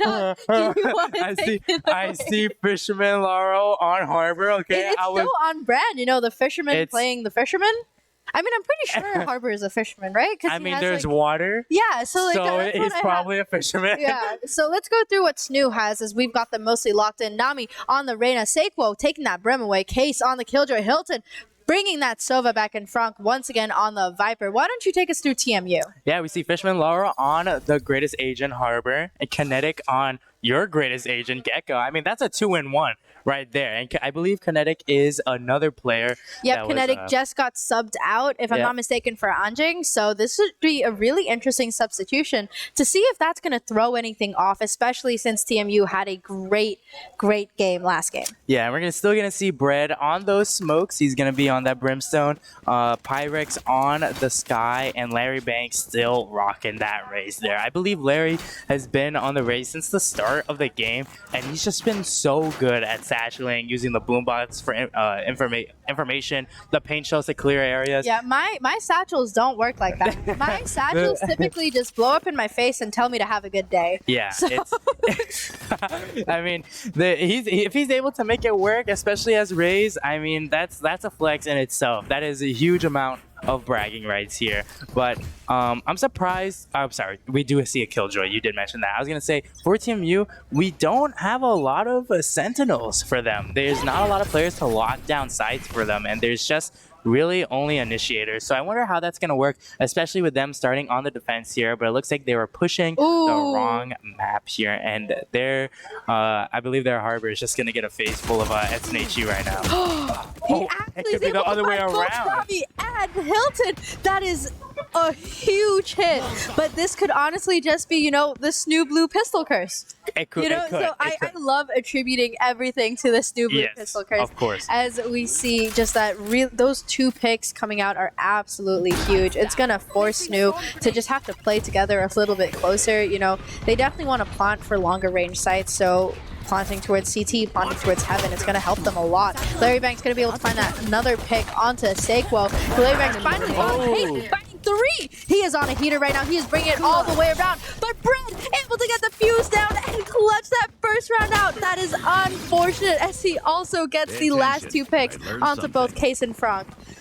What a round to start off on, honestly. It's like the defenders literally just wrapped around, started attacking, and then the bomb was planted for CT, and they were still able to win that round there. So absolutely insane first round. Like the rest of the matches, having these guns is going to be huge here. But for SNHU, they're on the attack, and normally, yes, on pistols, they like to get it done. They like to rip the band-aid off. And recently we haven't been seeing that type of play style. We've seen them taking a little bit slower, try and get more of these kills here, and I wonder if they're gonna continue that into this round. But Fisherman Laro, he's got a judge just right around the corner here. It's so in scary. U-Haul especially, Yeah. this is a crazy corner to get caught out in. Mafranco, however, going to get that first pick onto Kinetic. That's going to be wonderful. Oh, Fisherman Laro looks away at the wrong time. He's able to get one, but falls to Seiko. It's unfortunate for Fisherman, but great for SNHU, because in U-Haul especially, a judge can do great damage. That Trailblazer going to get a lot of information for TMU. In this 4v3 situation with the spike already planted, it's time for TMU to start pushing up, and we see Brett getting that pick onto Frank. Seiko finding one onto Pyrex. Larry Banks with a second onto Seiko. Pace and not finishing that round off with a thrifty second round to, you know, just hold their bonus off. Yeah, this strong is going thrifty. to delay. We cannot speak No, today. I like, honestly, that first round took me on such a massive roller coaster. I was like, oh my gosh, TMU's winning. Wait, SNHU's bringing it back. Wait, What's happening? TMU's winning. Oh no. And now it's like we're seeing the best of both worlds here. I wouldn't be surprised if there was just a back and forth all the way up to 12-12 here. And I mean, the way that round was played, SNHU, they took their time. Like I said, you know, just being able to take it slow, they were able to play from multiple different angles here, and that's, you know, they were able to just capitalize onto that as well. And now they're doing a similar thing, except with Vandals here. That teleport is going to come out. Hilton and Nami are going to rule this around here. And it's the Hilton Nami crew. You know, they're just running it down together. That is exactly what they want to do. That is what they need to do. And to bring it back in this third map, they want to bring this first game of the season home with them. Yeah, I mean, Fisherman, he has the Bucky as well, like you mentioned, you know, the new meta here. But Pyrex is just going to be left alone in U-Haul, and now he's just going to be left alone for the match. But that will not stop him from taking down Psycho. And Case, though, he's going to get that last and final kill onto Pyrex. And that is going to be 2-1 for SNHU. And people always tell me not to run with my gun out.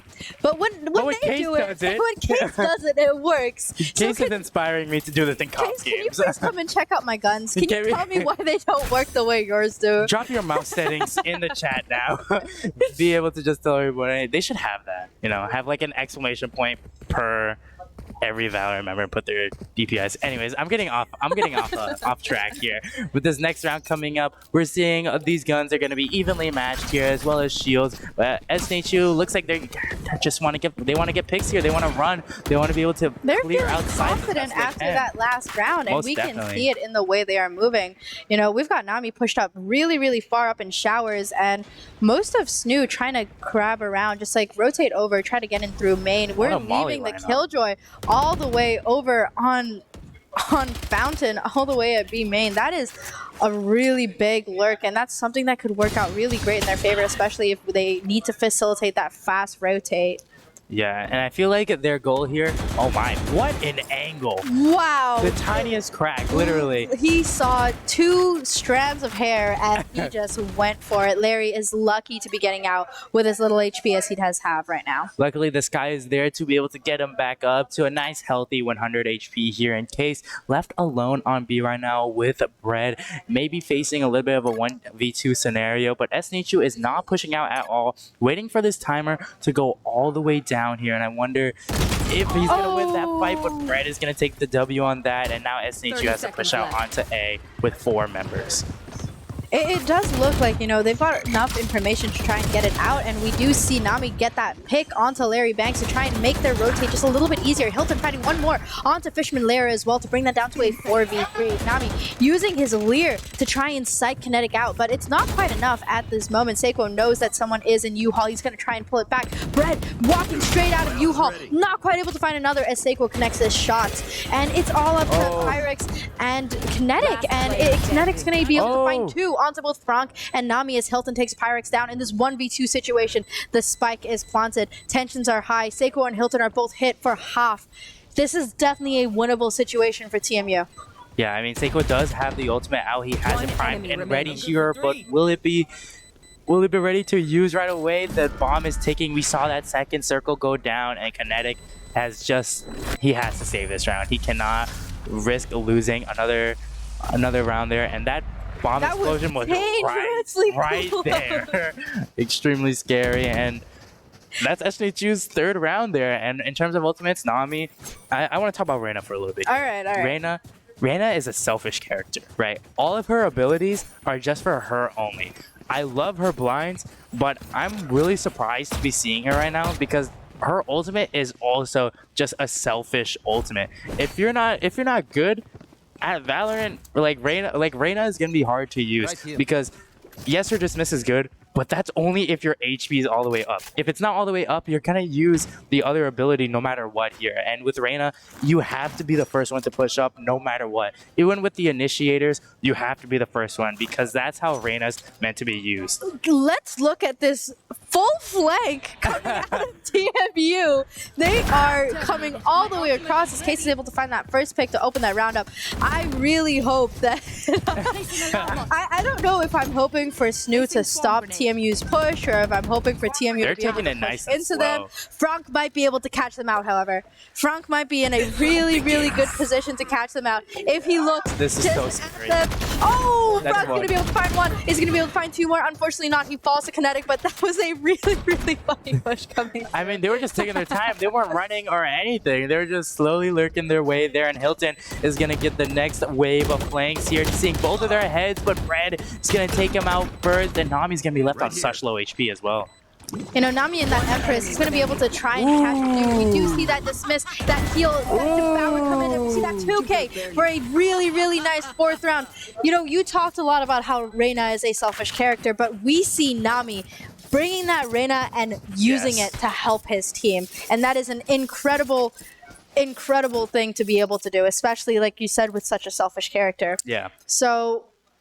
You love Bind. Like, you love Bind. Why don't you take this away from us and tell us what you're expecting to see, especially with Anjing calling this timeout for TMU so early? Yeah, I mean, Anjing, he's not in the game right now. No. So all you can do is really spectate and see what's really happening here. And I believe TMU only has one round on the scoreboard right now. Yes, it is 4-1 right now. Yeah, so it's really, I'm not really too sure what they can really do because I feel like both teams are playing extremely well because they've dealt with each other for literally 2 maps. I would say, though, that now that Anjing has had the opportunity to play with them, you know, twice, and now to go into that coach spot, he has that added benefit of being like, okay, when I played against them, they did this and this. Yeah. So that could be something that severely either bolsters or maybe even could be detrimental to them because leaning too much into what they did in the past and trying to translate it to what they're going to do in the future, it could play out in either way. Yeah, it really depends on what Anjing's planning to really do here. It's...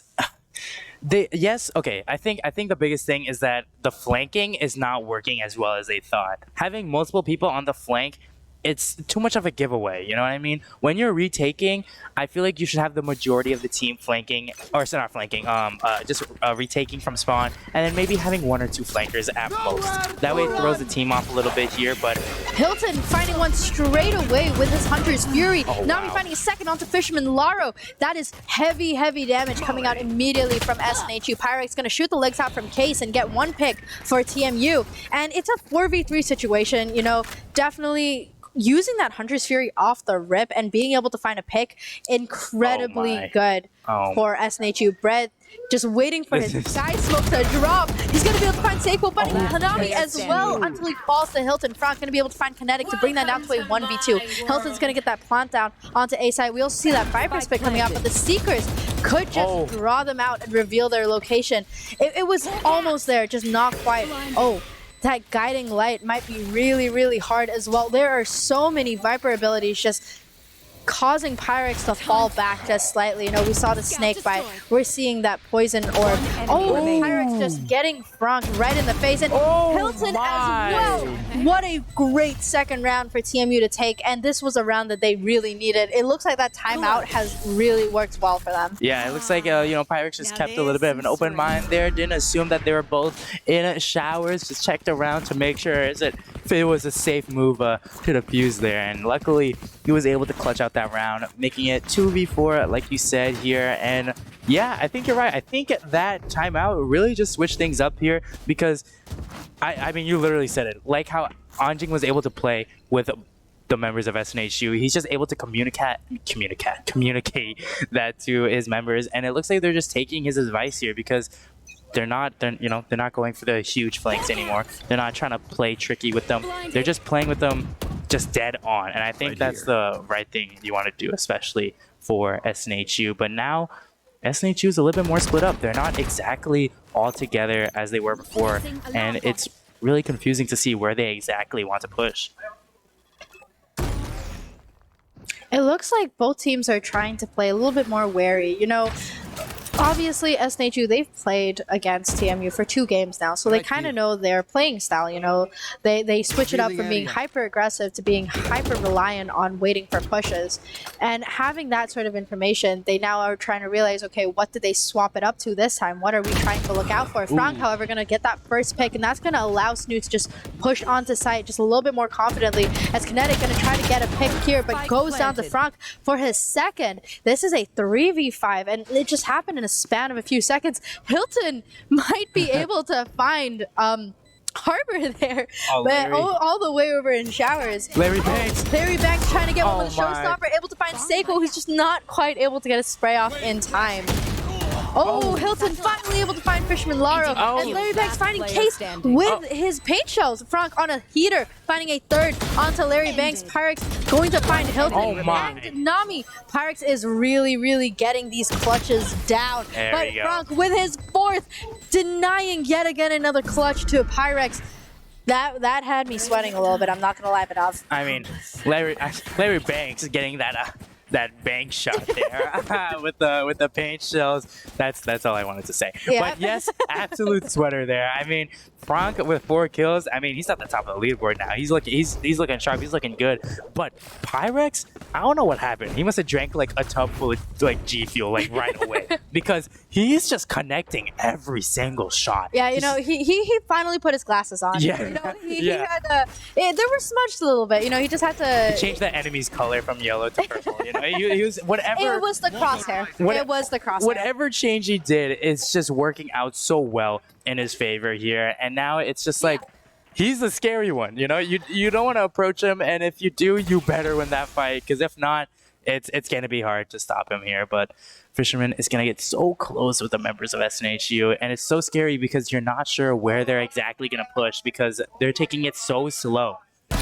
Oh, really nice shot onto a Case, and Fisherman Laro is still going to hold Hookah down.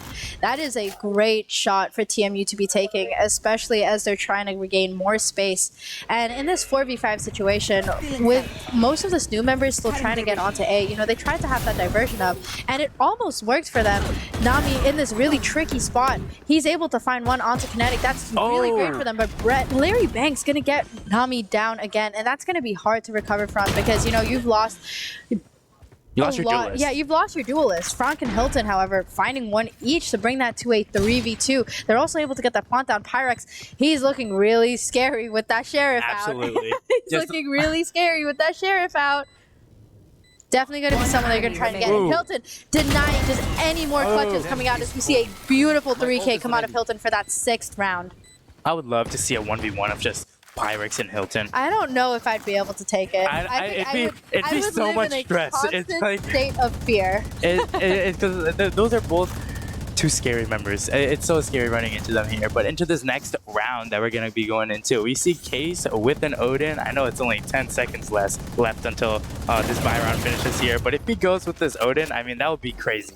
No, he won't. It won't be as crazy as I thought it was going to be. But SNHU, both teams have 3 ultimates here. They do have that lockdown to be able to just take any site that they really want to here, but TMU does have the Brimstone ultimate to destroy it if they want to here. Yeah, but that Cascade's gonna get a lot of space for TMU. You know, like, obviously if you pass through Cascade, you will get, you know, slightly slowed, and Fisherman there are going to be using that to his advantage to get one onto a Case. Larry Banks going to try and get through TP as well, and it's all up to SNHU to facilitate that super fast rotate over. We see Nami all the way over in the teleporter waiting for his team to join him. Frank already in U-Haul. This this might be good if he walks into Brett. Oh, just looks away at the wrong time. That is unfortunate. And we see Brett just capitalize on it. He has U-Haul space now, and U-Haul is really, it's a space that you always want to get, especially with that orbital strike up now. Fisherman Lair with a second onto Hilton. Sequel finally finding Brett, just able to drag him away. It is a 2v4, and Larry Banks is going to be able to hop that. Pyrex finding Nami once again. Pyrex getting super scary. Sequel with that orbital strike, not quite able to finish it out as Kinetic finds Sequel for that last pick to bring one more round home for TMU. And like I said, like I continue saying, this momentum change, it could be hard. Yeah, we're going to see a timeout come out as well. Like you said, that momentum change. I mean, once something changes, you might as well start reviewing why it changed. And I think with all these timeouts getting called, like it's just really allowing players, especially when you're in a 1-to-1 situation, this is the last map, and people are just constantly trading back and forth.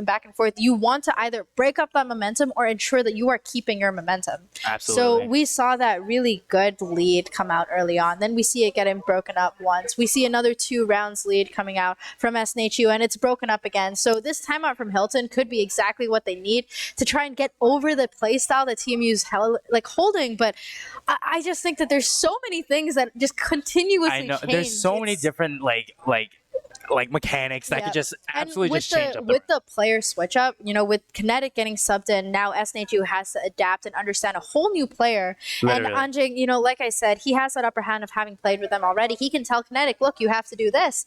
And SNHU going in with the same roster, they're like, okay, how does Kinetic play? Yeah, it's a new character, a new person that they have to analyze and figure out what's their weakness and strong points here. But we're 8 rounds into this. We see this timeout again, but it's so hard to figure out what they're exactly going to do. I think with this past round, I've seen TMU start to get a little bit on the aggressive again, especially being on the defender side. They're both aggressive teams. So TMU, they've been inching toward a little bit of aggression on the defense. Like, would you say that it's the team that's the most aggressive ones, or would you say that playing defensively actually helps out in this situation where both teams are hyper aggressive? I feel like more players are toned to be aggressive than defensive. So okay, never mind here. So we're going to just hop right back into this round here. We're going to see a full flank from TMU, and SNHU with 2 members left is going to be hiding in CT, trying to just defend this bomb. That Thrasher coming out might be able to detain Sequel, but if not, just give them a little bit of information. Hilton going to be able to find Brett to bring that down to a 2v3. We saw a really scary 2v4 situation. And wow. Dart. Oh my god, that Hunter's Fury coming out. Larry Banks denying it as he's only able to find one, and Fisherman Lair finishing that round out with Sequel. They thought that we were analyzing way too much. They were like, yep, let's just drop it right back in. They can try to clean up this dumpster fire. Definitely. I mean, I want to finish my thought at least, because I feel like when more players are going to be aggressive, if you have that defensive type of kit, you're always going to be holding back, and aggressive players are always going to be inching forward no matter what. Yeah. So if you're able to just stay back and wait for the players to come to you, that's always going to win in the end game here. But 4-6, TMU is on a 2-win streak currently. If SNHU is able to stop that, that's going to put them ahead, as in the highest score they can get before swap is 7-5. Yeah. 6-6 is that good neutral. You're basically back at 0 again here. But if you want to be ahead, SNHU wants to win at least 1 more round before going out. They're in a pretty okay position to do so. Obviously, we're going to be seeing a little bit of a mixed buy coming out of SNHU. And once again, Larry Banks playing just hyper aggressively. Oh, really, really good information coming out with that Owl drone. That's going to be great information coming out of Hilton just for all of SNHU as Larry Banks able to find that first pick onto Nami. That showstopper once again coming out. This is going to be super bad as he's able to find one onto Sequel. Kinetic also finding Hilton. It is a 2v5 situation. And that's bomb. That's really hard to recover from. Wow. Frank looking away just at the wrong moment and getting taken down by Frishman Lauro. Case, however, going to be able to get that trade. It helps slightly, but it's, once again, it's a 1v4. Yeah, poor Frank. He's always looking like he's always going in the right area, but the crosshair is just never in the right spot. So it's Case. I wouldn't be surprised if Case just decided to not push this. I mean, yes, he has time. Yes, he could really flank all the way around and maybe try and get some picks if he wanted to. but the risk is not worth it. It's a 4v1. If Sky has Seekers to really use that as a last minute opportunity, you have Brim who has his molly still. Oh, no, he doesn't have his molly, but he has the stimulant to just make everyone run and shoot faster. Larry has his paint shells. I mean, there's so many different things that could just be so hard for Case to try and push this here. And 10 seconds overall, left. it's not worth for him to try and lose his gun for the last round because, I mean, it's gonna be swapping soon. So they've got to be able to have enough credits as possible and just have every single thing that they need to try and win this next round. Last round before the Yeah, switch. I mean, I just like looking at all these switch ups. I think that the only way to really get around it is just to try and adapt enough to get that round, you know? Yeah. Like you have to switch up your play style immediately as it happens because neither teams are letting up and being comfortable with anything. They are waiting for an opportunity to open up. They're waiting for one misstep because all of these things are just, you know, missteps and Absolutely. hidden opportunities. No one's actively going in and waiting. And Larry Banks is going to start that out super, super strong, really aggressive, all the way pushed up in hookah with that paint shells. We also see that Cascade once again getting a lot of space down at long, and Larry Banks retreating after that first pick onto Frank. It's really good to show presence. Nami trying to get that pick up to Larry Banks, but just unfortunately not being able to connect any of his shots and goes down once again. Yeah, a lot of players in B long here with most of the members of most members of TMU just trying to defend that here. I mean, that's like 4 defenders all on B side right now, and SNHU, they're pushing into it as much as they can. Larry Banks in the corner is gonna get 3 kills right off the bat. Psycho and Case gonna get one of their own, making it a 2v3, but they're left on such low HP. Yeah, 14 and 16 HP. It's going to be super, super tricky for them, and we see Fisherman Lair just able to get that as he finishes it up with a nice 2K to bring that to a 6-6 half. Yeah, I mean, we did not get. I feel like a lot of ultimates were not used there either, but there weren't a lot to really play around with. I'm not sure if Nami popped his Empress or not, but that could have helped him out greatly there. But in times like this where it's 6-6, I like to think of it as it's 0-0. You're basically starting the round with no progress whatsoever. You're back up to a tied score, and it's practically first to 7. And it's one of those things where I feel like you just need that mental type of reset. Like, okay, it's a new game. Let's start over and just try and push it, you know, our own way here. And like I said before, TMU, they don't have a Sentinel, but SNHU does. So I wonder if that's going to be really the deciding factor of how much better the defending team is going to be versus each other.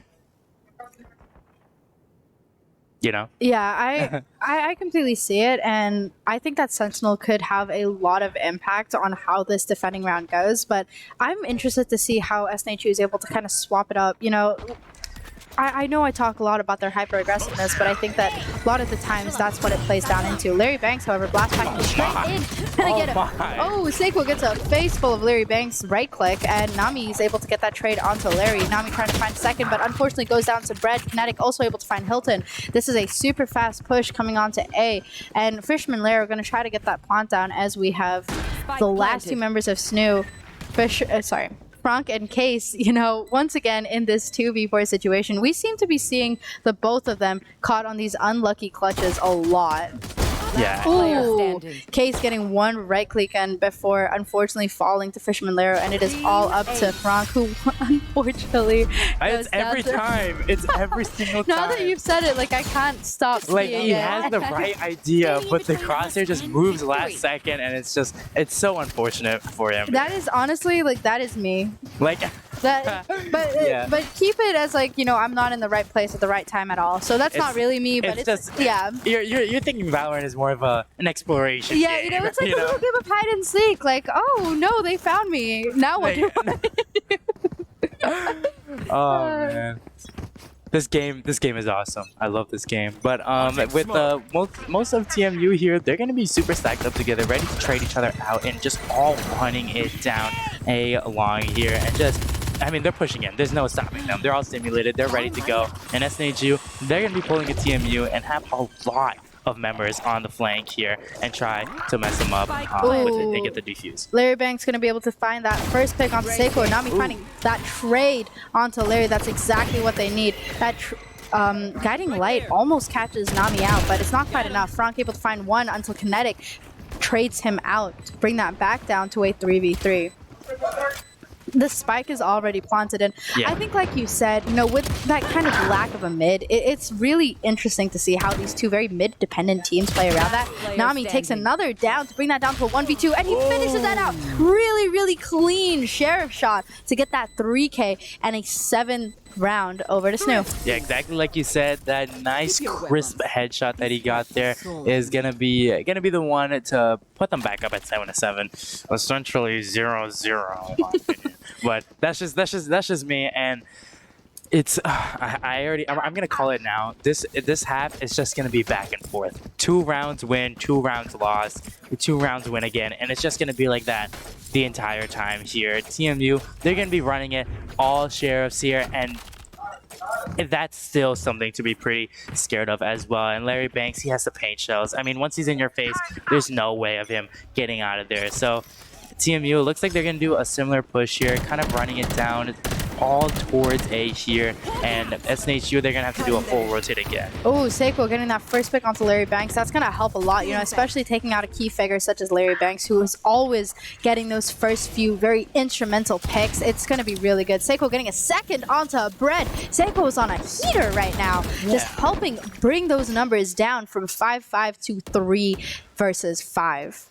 Fisherman Laro in a little bit of a cheeky area here where Seiko will be able to get this 3rd kill onto him. Will get Seiko though in case it's gonna help and trade him out here. But now a 2v4 scenario. TMU, they have bomb and they're still able to push A if they want, but both members of SNHU are gonna be holding that site and the other 2 are gonna be holding B here. So wherever they go, there are going to be members defending that area here, and I wonder if they want to do a split push or even like I don't even think you could fake a TP with Gecko's abilities here. It's so hard being able to try and move around. What they can really do is try to do a fake rotate even, but I don't think it's gonna help in the slightest because there's just 2 members there on both sides. They can't do anything. They have to push in and just win their duels. That's the most they can really do. Yeah, definitely. I think this is where we see that lack of a mid kind of coming up, especially 13 seconds on the clock. Pyrex, however, getting a really, really nice shot onto Case to bring that down to a 3v2. But SNHU is content with trying to run the time down. It's just not enough as Pyrex is able to get that plant down. Hilton going to try and get behind them and get Pyrex out. And we see Nami and Hilton once again close that round out for an 8th round and just a little bit more of a lead. This is great. This is what SNHU needs. They need to build up their economy, and you know, in terms of TMU, this is exactly what they wanted to avoid. Definitely here, and smart use of that wingman ultimate or ability, if I may. Just having him run there, and I believe Nami was just a little confused on where exactly the defenders were there, but Nami also has his Empress here, and that can be super strong if he wants to play the defender that pushes up there. Kinetic also having Thrasher can put a stop to that and also get a lot of information in the process like you've mentioned before here. But honestly, I haven't seen them push B, and they're constantly pushing A, and sometimes it works in their favor and sometimes it doesn't. So I wonder if they're ever going to make a sudden switch up and go B here. But for right now, they're just going to push towards A short, and Nami's just going to spray and get that kill onto Larry. You know, sometimes you spray and pray, and sometimes your prayers are answered. That's really how it goes. Seiko finding 1, finding 2, Nami finding 2 more, and it's done. It's a decimation. It's done just like that. I mean, wow, that was such a quick round there. Like you said, a spray and pray, and we're gonna see another timeout come out here from Anjing, and it's okay. I think I'm not sure what specifically, but I can tell you, I said it before, they're pushing A. A no work, go B. Yeah. I mean, I feel like that's typically how it works. You know, you're gonna try and switch it up, but also to that, it could with that kind of mindset, you know, you're always like, okay, they attempted A and it didn't work, so they're gonna go B. That's when you stack everyone on B, and you're like, oh my god, they went back to A. Yeah, but then you keep pushing everybody on A, and then it doesn't change. you know, it's because I feel like, you know, SNHU, they got to keep an open mind. You know, they can't stack everyone on one site unless they're like there's no way they don't go here, and they're all like you need like a 100% like thought that they're gonna be going there. But honestly, I don't see a reason for them to try and stack a site because there's no mid. Yeah. It's one side or the other. Yeah, so exactly. It's so hard to try and stack sites because we've seen that happen on a Sunset, on Lotus. We've seen them stack sites, but that's because there's a mid and they can get back to the site if they need to or wherever they need to go here. And with Bind, you just can't do that. It's just not going to be able to work in their favor at all here. And SNHU, they've got the upper hand in terms of ultimates as well. If they want to plant wherever, they just need to give their friend Sequel a call there and be like, just open the clouds, you know, just rain absolute fire onto him here. So I'm really excited to see how this round is going to go, and it looks like in the first time in 3 rounds they're going to be pushing B here very slowly. You know, they're still like, I think they've gone back to that first game where we saw them try to wait for SNHU to really push into their aggressiveness, you know, let them play with their aggressive playstyle, even as defenders. And so now they're waiting to see if they can get any picks, if they can get any space, like trying to get information about who's on what site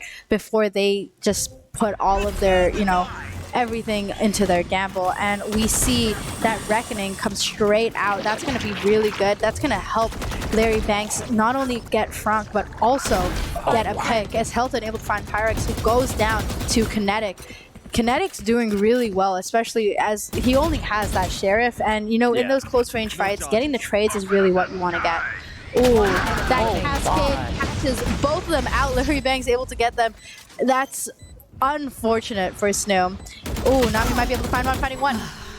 Will he be able to find the last 2? You know, he's got to like touch and go. He knows that the spike is down. His seconds are being counted down every single moment that he does not make his decision. It's getting difficult, but he's able to get that really nice pick onto Fisherman Laro, but it's time for him to commit. He has to do something, and it's just not enough. Kinetic's able to get that thrifty round over for TMU, but Nami really almost got that round for them. Yeah, unfortunately with 3 bullets, I mean, you're just waiting for the last member to push up, but you know, it's when it's a 1v1 like that, you're always trying to draw out the other player. So sometimes you just gotta wait, you know, slow down a little bit, get that bomb ticking even faster until Nami just can't get off of it. And that's exactly what TMU did. He was able to get, I think Kinetic actually did that and was able to get the win for that round here. But it turns out I was wrong for that timeout, because SNHU, they stacked A for whatever reason, and then they had like 1 or 2 members on not 2 members, just 1 member on B here,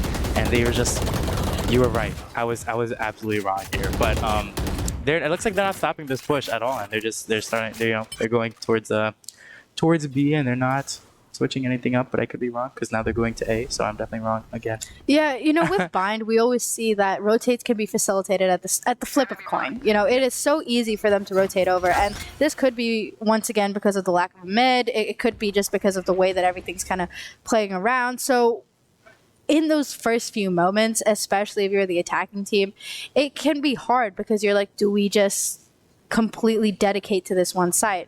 Do we kind of wait, float around, and see what we're going to try to find out, like what information we can get before we try to get a site? Like it's hard, especially for both teams, because the defending team really just has to wait for them to push. Oh, Case getting caught out by Pyrex. That's going to guarantee their showers, and it's going to be the beginning of their push. We see those Seekers come out as well. Sequo caught in U-Haul, not quite able to do anything, as Pyrex and Fisherman Lara are able to find one of their own. Nami finding one onto Larry Banks. It's a really tricky situation, as Fisherman Lara is able to get Nami as well.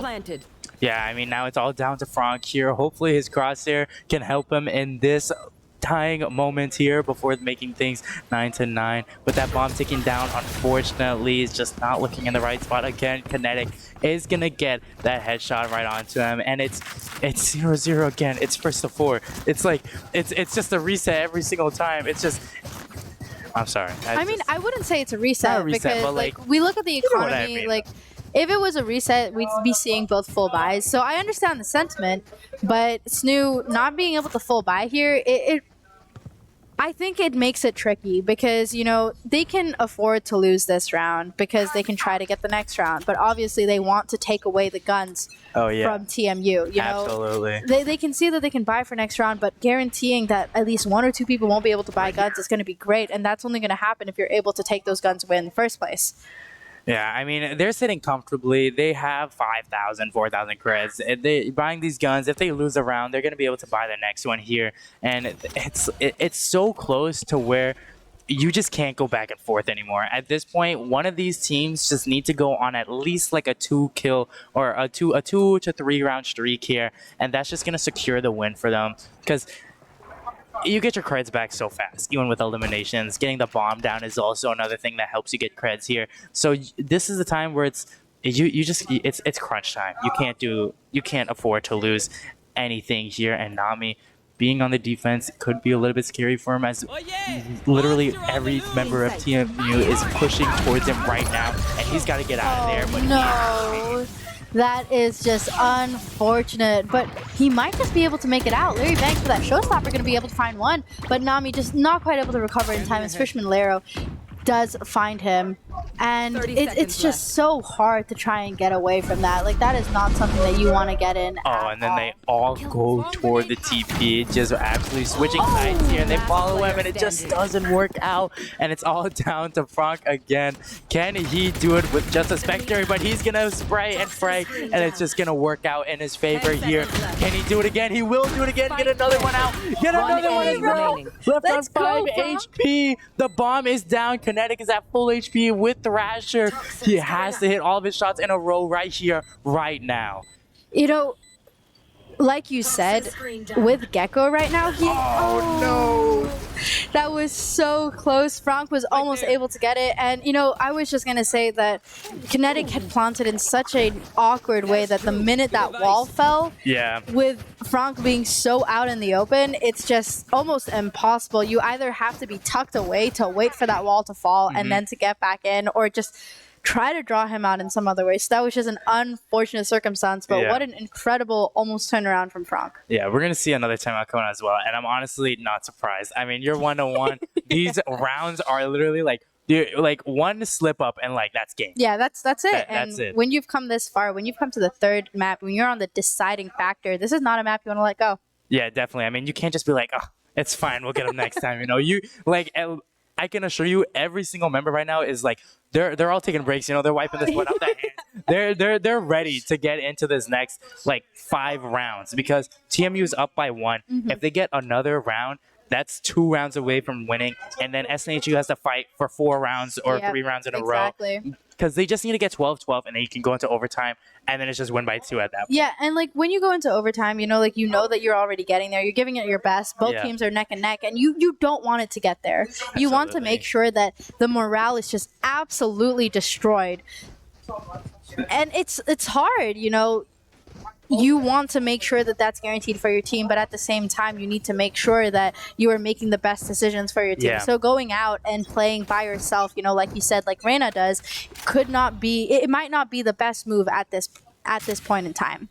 Yeah, I mean, it really all depends on how the players are going to play here. We see that Reina is going to be pushing up pretty far here. Nami with the Guardian wants to get some early picks to help out, but it just doesn't work in his favor because now they're all going towards B. Hilton is stuck in that corner. He's got to get out, but that low HP is going to set him back a little bit. And if I were SNHU, I try to back up a little bit, but maybe that's okay. Nami's right there. This is. Oh wait, this could be a little bit dangerous because Nami's looking towards market, and we do see him fall to Larry Banks. That could have been an incredible flank to kind of fall down to, but it's just, you know, wrong place, wrong time. Not quite it's hard to look when there are 2 areas that you need to hold under your eye at the same time. Yeah, it's TMU. They're playing so safe, and I think that's confusing SNHU a little bit because they had 4 people spraying down Hilton at B-Long, and then they stopped all of a sudden. And now they're not doing a fast rotate, they're doing a slow rotate. So that could leave SNHU team members like, oh, maybe they're just faking it, they're gonna hit B again, or maybe they're gonna go A, and maybe like there's always these maybes back and forth. But now finally being able to run it down, SNHU is gonna hear these sound cues, and they're gonna start to rotate, and Larry Banks is gonna satchel right onto site. we have so much utility coming out, and with 12 seconds left on the clock, you know, you just have to have that. Pyrex able to find Seikwo for another pick, and Kinetic also finding Case. This is pretty hard for SNHU to try and recover from, especially if Bank's able to close that out with a flawless 3K. I mean, Larry was up. He was up on Heaven. He was able to get those defenders there, and with the amount of smokes that were happening, it almost felt like TMU was just able to see what was happening. I mean, they just had to hold bomb and sit back. SNHU, when you have that many smokes there, you need to work around all of them. I mean, you need to work around every single one, because there's. I mean, you're the one retaking. They could be hiding in them. They could be in tricky corners. They could have the absolute slightest angle of vision, and you would be screwed here. So, SNHU, they have ultimates to be able to lock down sites. They have the Killjoy ultimate. They have Viper's Pit, and they have Reyna's Empress if they want to play selfish here. But it's so hard to use them because you never know where TMU's going. Also, that cascade, like, it's just time and time again, it is proving to be so useful in collecting space and just delaying a push, even if it's from defense. You know, Hilton was effectively just forced out of tree. You know, he had to leave TP, and that just gives them so much space to come all the way up long. Yeah, it's I don't know exactly what the plan is, but it looks like they're just gonna do a full rotate, but it's gonna be a lot faster than last time here, and they're gonna do what they gotta do. But Case is gonna get that double collateral headshot there. Seikwo as well is gonna get one of his own before Pyrex finally finishes him off there, and we do see that lockdown come out as well. Kinetic finding that pick onto Nami to bring that back down to a 3v2. You know, Kinetic has the spike. He's going to need to try and get it, but Case with a 4K. That is exactly what SNHU needed to bring that round back home. It is 11-10. Tensions have never been higher. I feel like this is going to be one of those games where we're going to be in overtime for just, it's going to be like 20-22. It's going to be one of those games, and I'm not surprised. I mean, look at the scoreboard right now. We see a 4 to 5 streak, and then it just ends, and then another 4 to 5 streak, and then it ends from both teams here, and it's scary. That's all I can say. One team needs 2 rounds. One team needs 3 rounds. It is the absolute toss of a coin. Yeah. And I'm just like, it looks like they're leaving Nami in spawn. So I'm not too sure exactly. Like, I think he might just be lurking, which is really good, especially when you have a Reyna. But Franck might be looking towards all of them. And Hookah, this really, really fast push is just, that is unfortunate. Larry Banks and Fishman Lara each able to find one of their own to just quickly bring that down to a 5v3. It is incredible how quickly things can change in this game. Yeah. Oh Kinetic through Someone check his wall. PC. That is crazy there. Getting that headshot right away. Getting it through that cascade is just not good for SNHU. I don't know if SNHU is going to try and push this right now. With how their creds were at the start of the game, if they push into this, they could get some kills here, but I think they're making kind of like a risky move, I want to say. It's definitely the safer route, but it's risky as in TMU just needs one more round after this to win the final game. So it's definitely scary. You don't know what's really gonna happen. You know, when you're caught between you're caught between 2 evils, all you can do is take the lesser of both. Yeah. You know, you need to make sure that you have some sort of guns to take into the next round, especially since you put all your creds into hopefully guaranteeing this round. As we see the mixed buy coming out, you know, we've got 2 Bulldogs, we've got a light armor and a Spectre, and we've got a full buy coming out from TMU, and that's just because they have guaranteed so many rounds towards themselves. But they don't have the ultimates that SNHU have. But it sucks because Kinetic and Larry both just need a couple picks of their own, and they have their ultimates to fight back with it here. So SNHU, especially Seikwo, I feel like he needs to be the last one alive in order to use his ultimate to delay the spike for as long as he can. Make sure he doesn't get that plant down. The Viper's Pit to secure off a site here. And TMU, I bet they're going to be thinking the exact same thing. They're going to be thinking, we need to be able to take out these players slowly and steadily and make sure none of our own members die here. Because if you go in too fast, they have power to fight back with it, but you never know what's the right call in these situations. Nami pushing up really, really quickly. He might be looking straight into Bread, but with Kinetic pushing up on the other side, this is a really, really hard situation to be caught in. He is going to be able to get Bread. That first encounter could be exactly what SNHU needs. It's down to a 5v4. Nami's able to get away scot-free. Oh, I'm sorry. I thought the Rays in the Sky were on SNHU's team, and I'm like, they're flanking, but no, they weren't. Sorry, I looked at that. I looked at that wrong here. But like you said, a 4v5 here, and no one is pushing on anything or aggression, or no, there's no aggression to be seen from anyone here. Everyone is going to play as passive as they really can here. 30 seconds left 30 on the seconds clock. They have to make a decision of where they're going to go soon here. That And it sky looks smoke like- coming out from Seiko just gives them a little bit of cover. And, you know, NECC going to be able to find Nami. Oh, Larry Banks just able to get out of both snake bites with... Wow, what an evade. I would not have been able to do that. You know, let's just say that my blast packs don't work like that. Case finding two, Hilton finding another onto Connecticut is a 1v4. This might be a guaranteed round for SNHU, but Fisherman Lero able to get that spike down. Oh, that was almost dangerous as he was able to find Seiko too, but Franck going to find that last pick onto Fisherman Lero, and Case just gonna get that defuse down to bring them to 11-12. This is so tense right now. This is just one round, literally one round on both teams. This is essentially the last round. Whoever wins here, it could go either way. SNHU wins, overtime. Right? And that's just more of a chance for them to win. TMU wins, the game's over. So this round is gonna matter the most here, and it looks like TMU, they're gonna go with the site that's been working the best in their favor. And Yeah. I believe that's gonna be B We here. have been seeing, you know, their B hits are quick, they are effective. They go through hookah, they're able to find one or two picks, and they go straight into sight.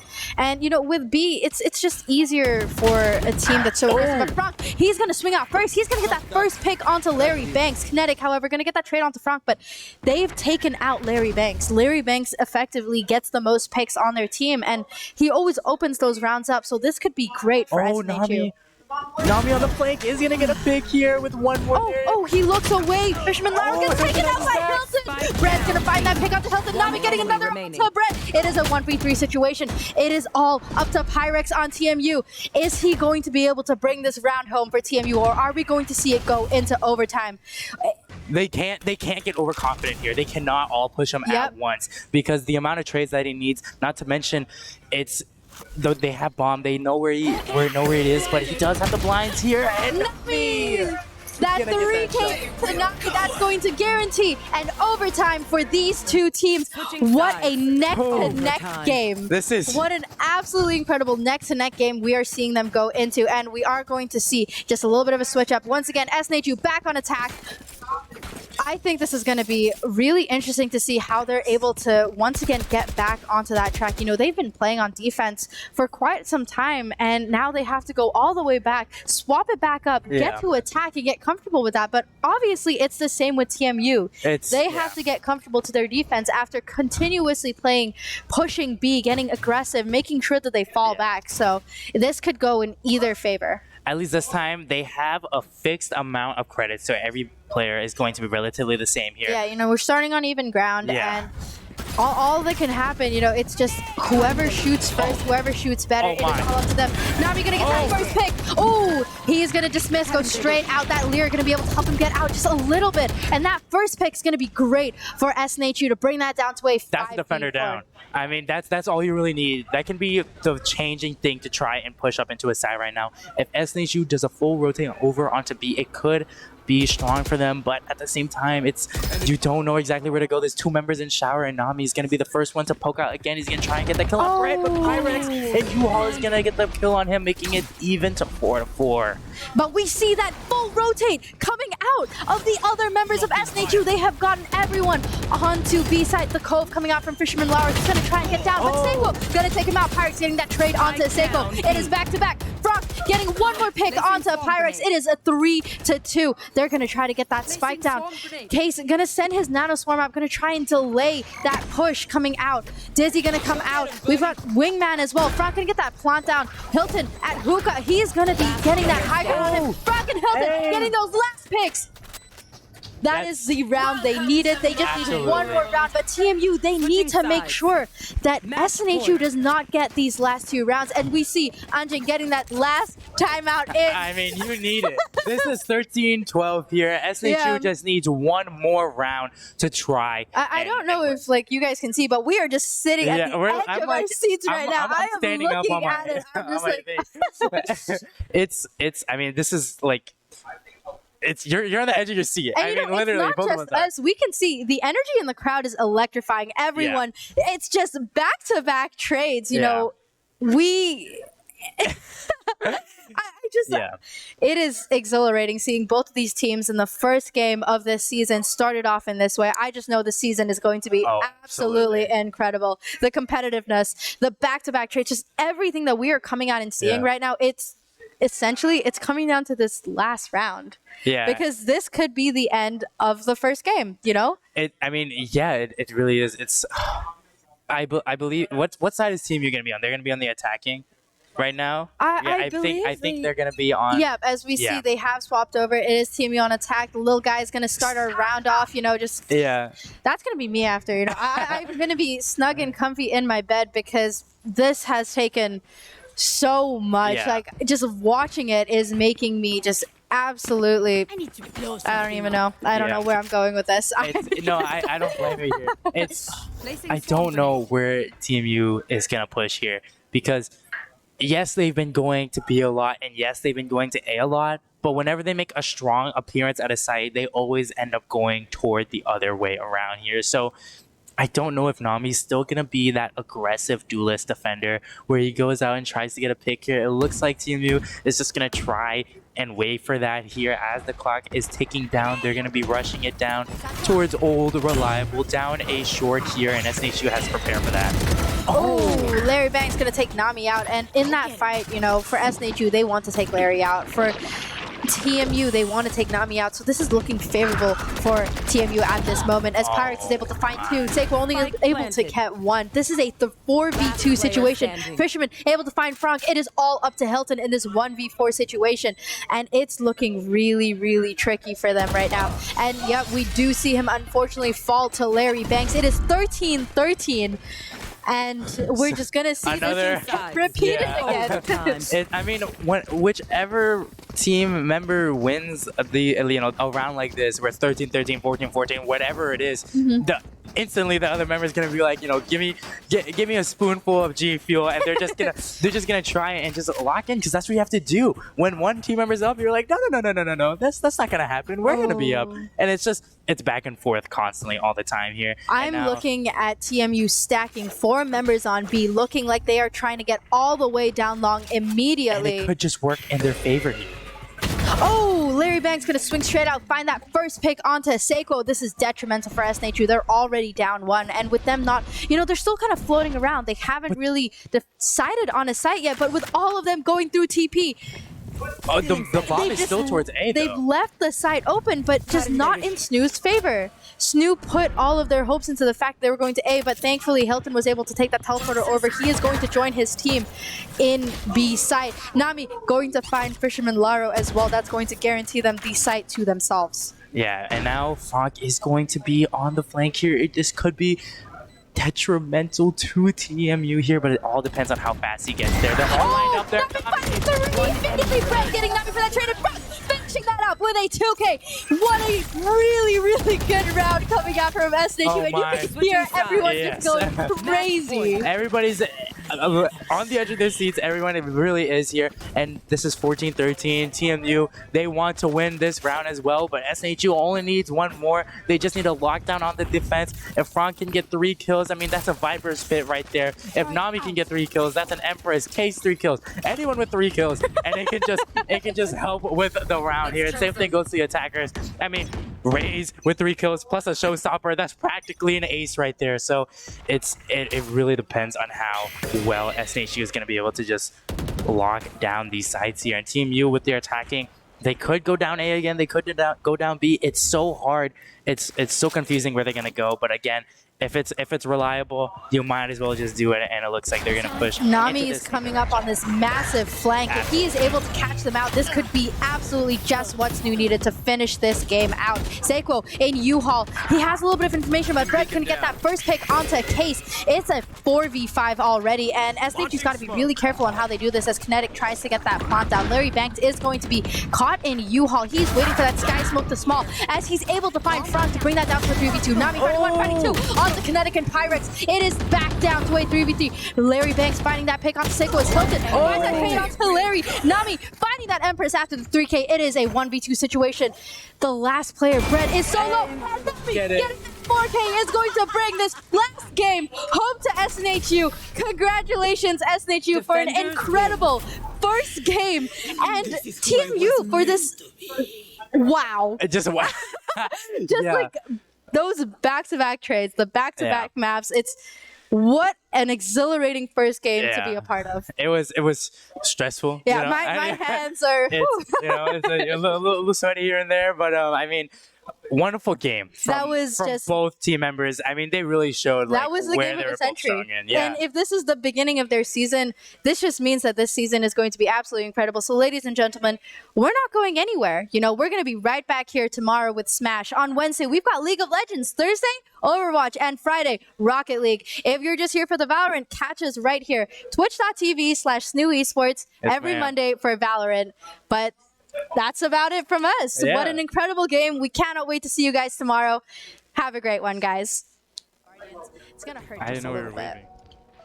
Yeah, but now Case is going to be planting this bomb here, and that Viper ultimate is going to come out. That's just going to make it even harder for TMU to try and get this pick, or sorry, you know, Nami and that Empress is going to be able to try and catch him. We do see that dismiss, that heal, that devour come in, and we see that 2k for a really, really nice fourth round. You know, you talked a lot about how Reyna is a selfish picks now, because once TMU realize that they're getting picked off, it's so confusing if they want to stay. Franz gonna get a super quick pick onto Larry Banks as he gets really interesting to see if they're gonna stop with their super hyper aggressive pushes, because it's just not paying out for them, especially in this map. Nami going straight in and getting taken down by Fisherman Laro. To find one onto Pyrex in this 1v2 situation, he might just be able to make a little bit of a difference. And he's running out of time. He has to get to this as fast as he can, and he did. It's a 1v2 situation. It is all up to Hilton. We're going to see Pyrex try to stick that defuse, and it looks like he just might be able to.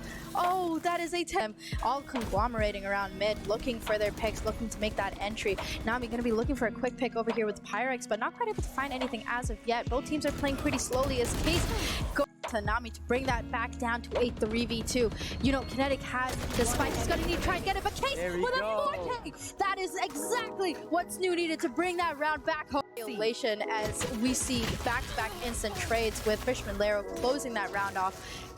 Wow. Yeah, they're pushing up pretty fast, you know, as defenders as well. Again, imagine that. And can he do it with just a Spectre? But he's going to spray and pray, and it's just going to work out in his favor here. Can he do it again? He will do it again. Get another one out. Get another one as well. Left on part here. Anjing being the initiator that is going to start off that round, but Hilton is going to fight back with 14 HP left, but with the team pushing him, it's going to be hard to stop it. Really nice shot coming out of Sequo as Brett is have ultimates right now. Oh, that grab net once again coming in, and we're seeing just such impressive utility coming out of both teams.